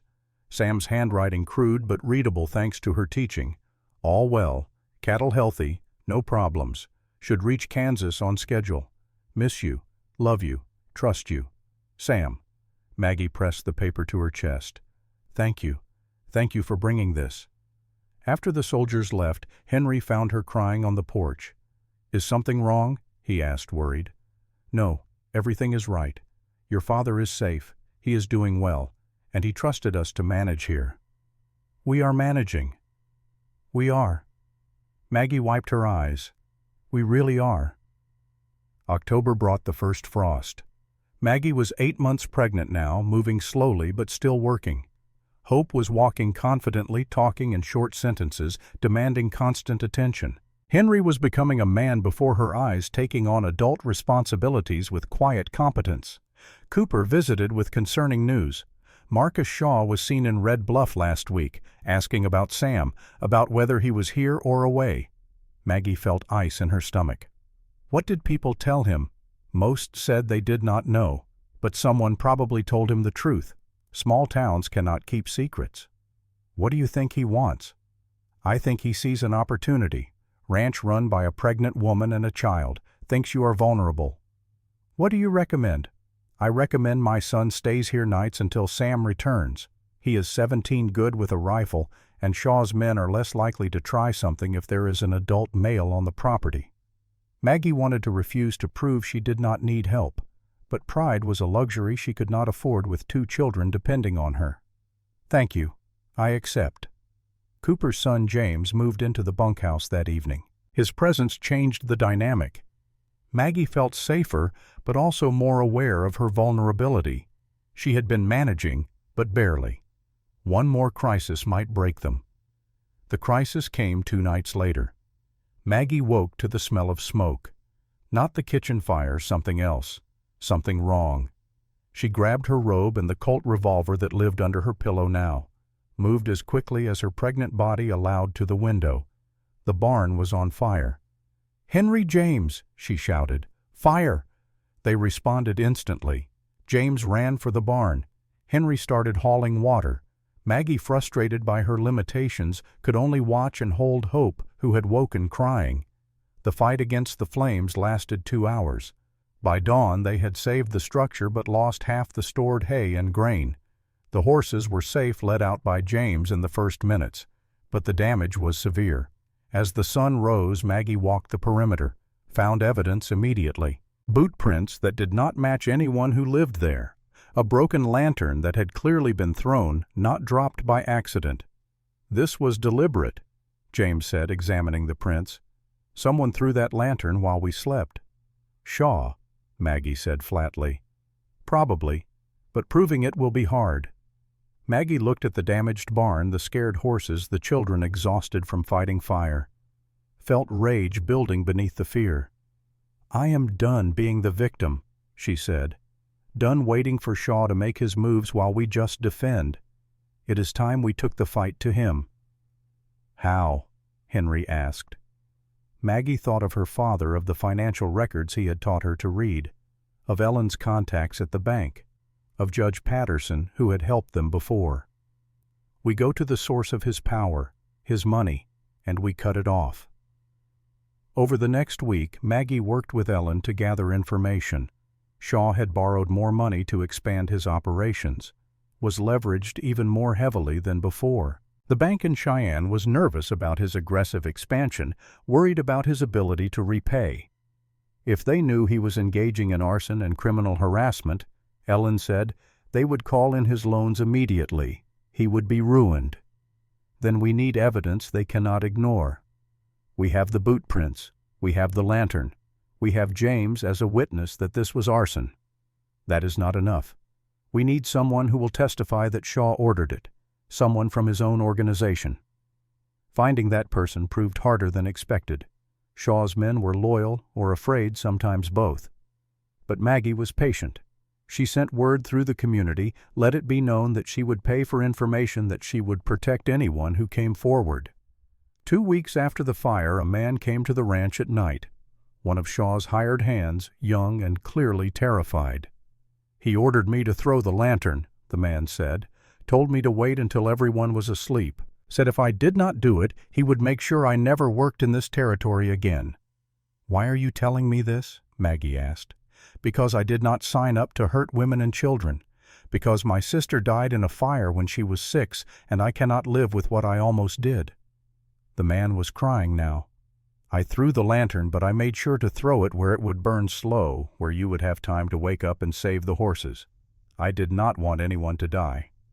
"Will you testify to this in court in front of a judge?" "If you promise to protect me from Shaw." "I promise. You will be safe." Maggie sent the man to stay with Ellen in town, where he would be harder to reach. Then she wrote letters. To the bank. To Judge Patterson. To the territorial marshal. Each letter detailed Shaw's crimes with cold precision, included the testimony of the witness demanded action. The response came within a week.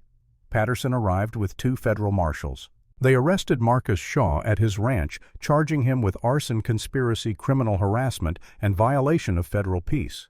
Shaw resisted, tried to draw his gun. The marshals were faster, more prepared. They took him alive, but it was close. As they led him away in chains, Shaw looked at Maggie standing on her porch, 8 months pregnant and holding a rifle. "You should have taken my father's lesson," he snarled. "Should have known the Shaw family does not forgive." "And you should have learned that the Garrett family does not surrender," Maggie replied. "Enjoy prison, Mr. Shaw. I hear it is very educational." After Shaw was taken away, Maggie allowed herself to feel the exhaustion, the fear, the cost of what they had endured. She sat on the porch and cried, not from weakness, but from release. Henry sat beside her, said nothing, just stayed close. "Your father should be home soon," Maggie said when she could speak. "Any day now. Will you tell him everything that happened?" "Every detail. He will be proud of how you handled it. We handled it, all of us together." Sam returned 3 days later, trail-worn and successful. He rode into the yard and saw immediately that something had changed. The damaged barn, the tension in how everyone moved, the watchful way James Cooper stood guard. Maggie told him everything. The fire, the witness, Shaw's arrest. He listened with growing fury and pride mixed together. "You did all this while I was gone," he said. "Managed the ranch, protected our children, defeated our enemy. I had help. Henry, James, Ellen, the neighbors. I did not do it alone. But you led them. You made it happen." Sam pulled her close, careful of her pregnant belly. "I am sorry I was not here. You were doing what needed doing. So was I. That is how partnership works." "Did you get the $3,000? Henry asked. Sam grinned. "I got $4,000. They were so impressed with the quality of the cattle they paid a bonus." He handed Maggie a bank draft. "This is ours, all of it. Enough to expand, to build, to secure our future for years." Maggie looked at the number on the paper. $4,000. More money than her father had lost in the crash. More money than she had ever imagined having. "We should save most of it," she said. "For emergencies, for bad years, for the children's future." "Agreed. But maybe we spend a little to rebuild the barn properly, make it fireproof this time." "I like that plan." That night in bed, Sam held Maggie and felt the baby moving under his hand. "I missed so much," he said. 2 months of your pregnancy, hope growing, Henry becoming a man. You will be here for what comes next. That is what matters. What comes next? This baby. In about 3 weeks, if Ellen is right. Are you ready? I have fought fires and criminals while carrying this child. I think I can handle labor." Sam laughed. "I have no doubt." The baby came exactly 3 weeks later in late November, as snow fell softly outside. Labor was faster this time, only 6 hours from first pain to final push. Dr. Ellen delivered another healthy child, this time a boy red-faced and howling with impressive volume. "Strong lungs," Ellen said approvingly. "That is a good sign." They named him Thomas after Maggie's father, a way of honoring the past while building the future. Hope was fascinated by her baby brother, wanting to touch him constantly. Henry was more reserved, but clearly pleased to have another sibling. 2 children, Sam marveled. "We have 2 children." "We have 3, Maggie corrected. "Henry counts." 3 children, then. A family. Winter passed more easily than the previous year. They had feed enough for the cattle money, enough for supplies, strength enough to endure. Thomas thrived despite the cold. Hope grew into a talkative toddler. Henry continued his transformation into a capable young man. Marcus Shaw's trial concluded in February. He was sentenced to 10 years in federal prison for arson and 20 years for attempted murder, the sentences to run consecutively. He would be an old man before he saw freedom again. His remaining assets were sold at auction. The money went to his victims, including the Garretts. They received $2,000 in restitution money they immediately put toward expanding the ranch. Spring of 1878 brought renewal. The land greened. Flowers bloomed. the cattle thrived. Sam hired 2 permanent ranch hands, good men who worked hard and became part of the extended family. Maggie started a school for local children, teaching reading and writing 3 days a week in the ranch house. 6 students at first, then 10, then 15. Women from town brought their children and stayed to learn themselves, hungry for education. Henry attended school in Red Bluff, now riding in with other ranch children each morning.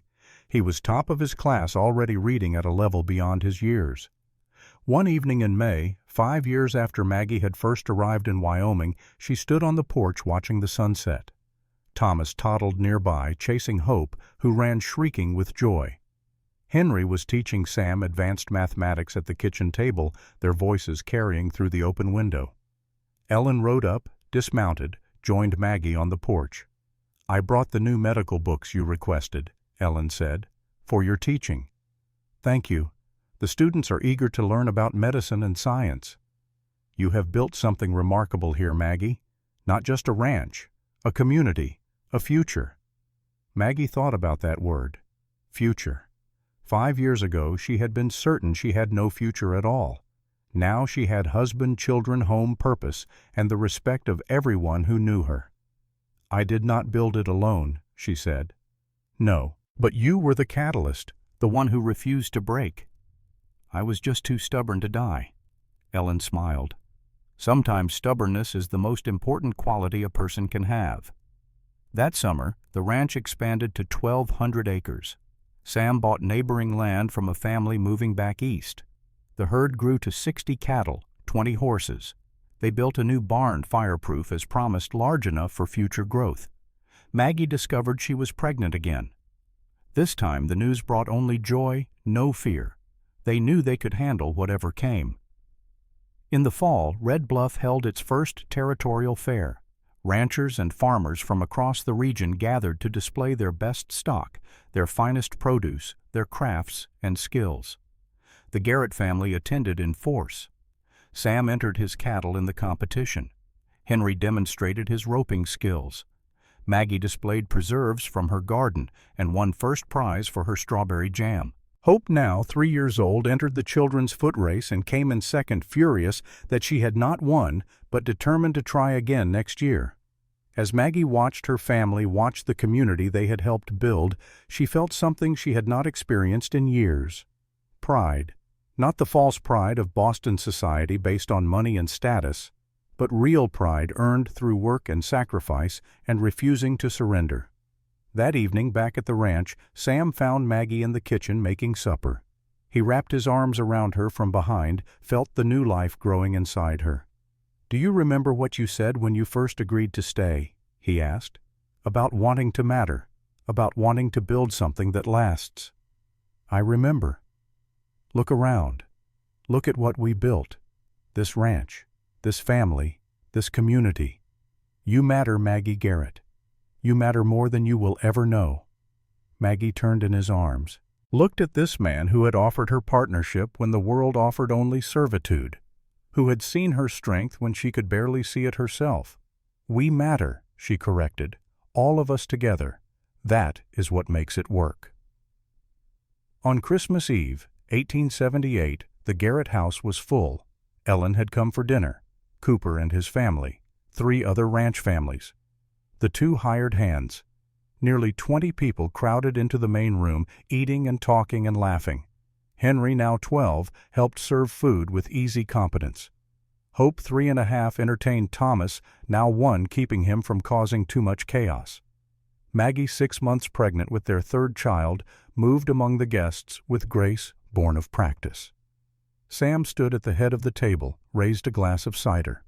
"5 years ago," he said, "I was a lonely man with a failing ranch and a boy who needed a mother. I wrote a letter to a woman I had never met, asking her to take a chance on a hard life and an uncertain future."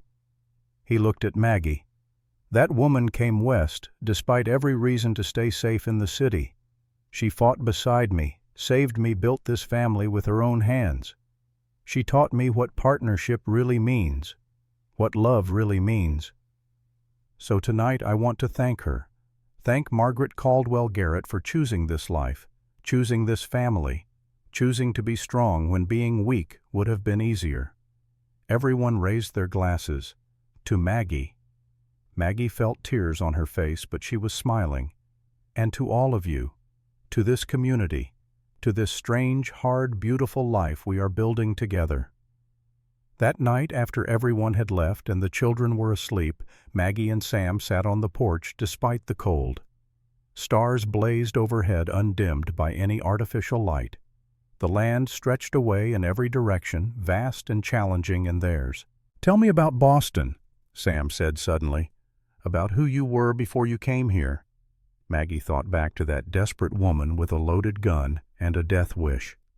"I was someone who thought her life was over, who saw no path forward, no possibility, no hope. What changed? You gave me a choice.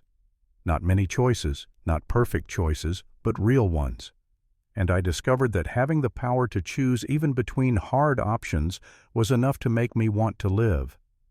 And now? Now I do not just want to live. I want to thrive.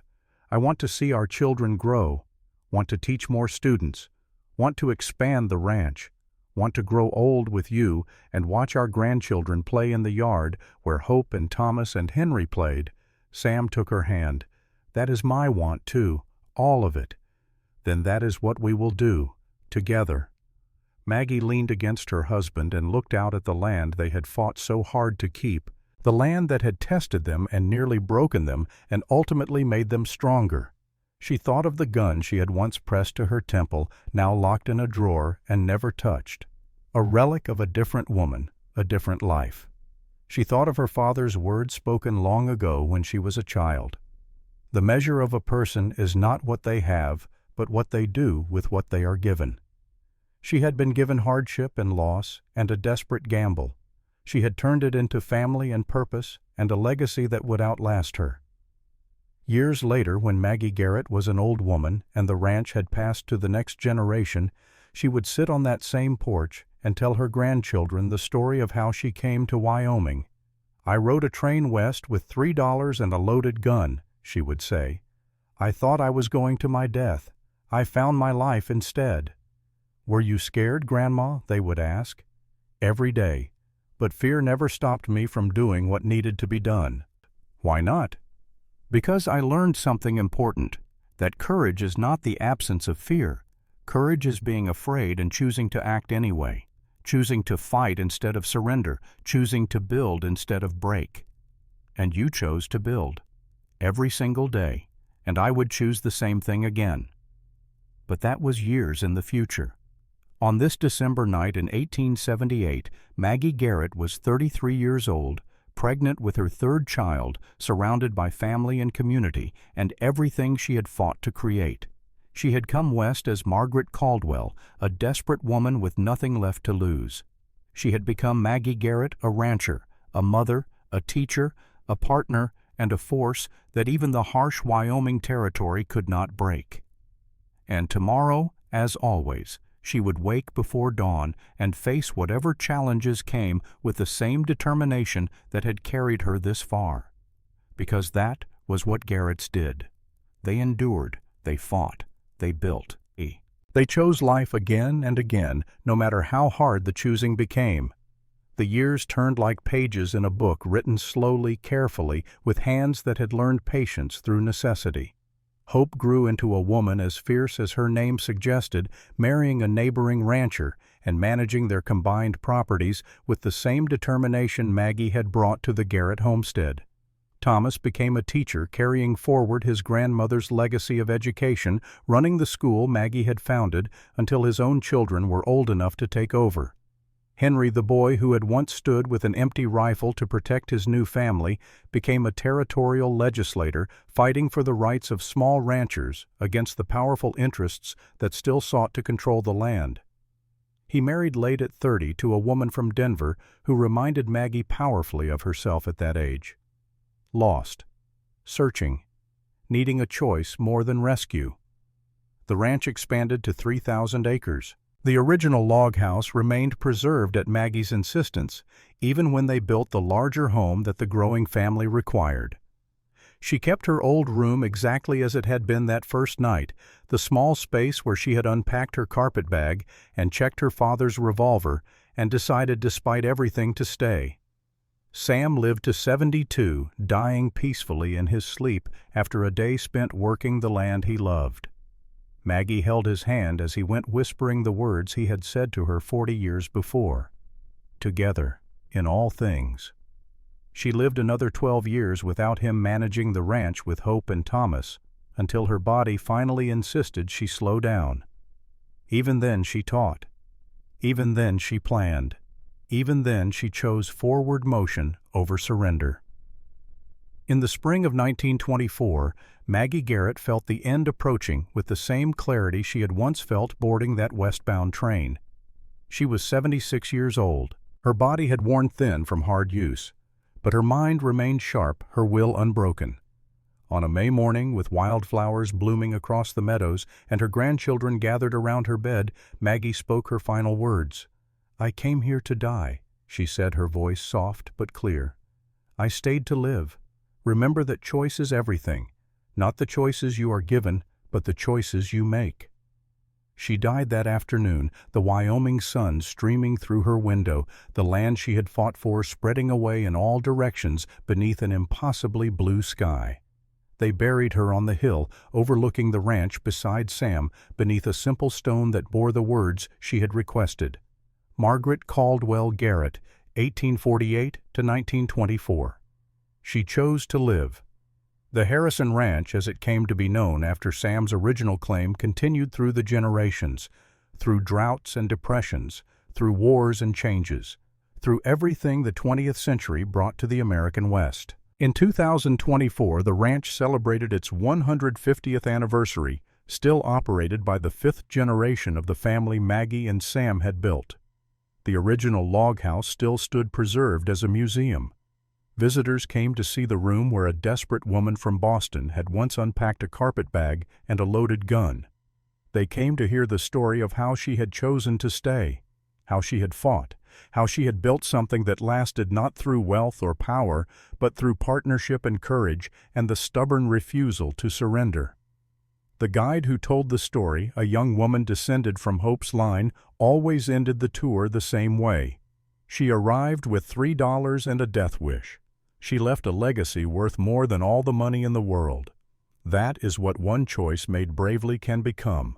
And somewhere in the wind that moved endlessly across the Wyoming grasslands, in the stones that marked two graves on a hill, in the land that had tested and tempered and ultimately welcomed the woman who came west to die and learned instead to live, the story continued. Not an ending. A beginning that never stopped beginning. A choice that echoed forward through time, proving again and again that the measure of a life is not what we are given, but what we make from the giving. Margaret Caldwell had been given desperation.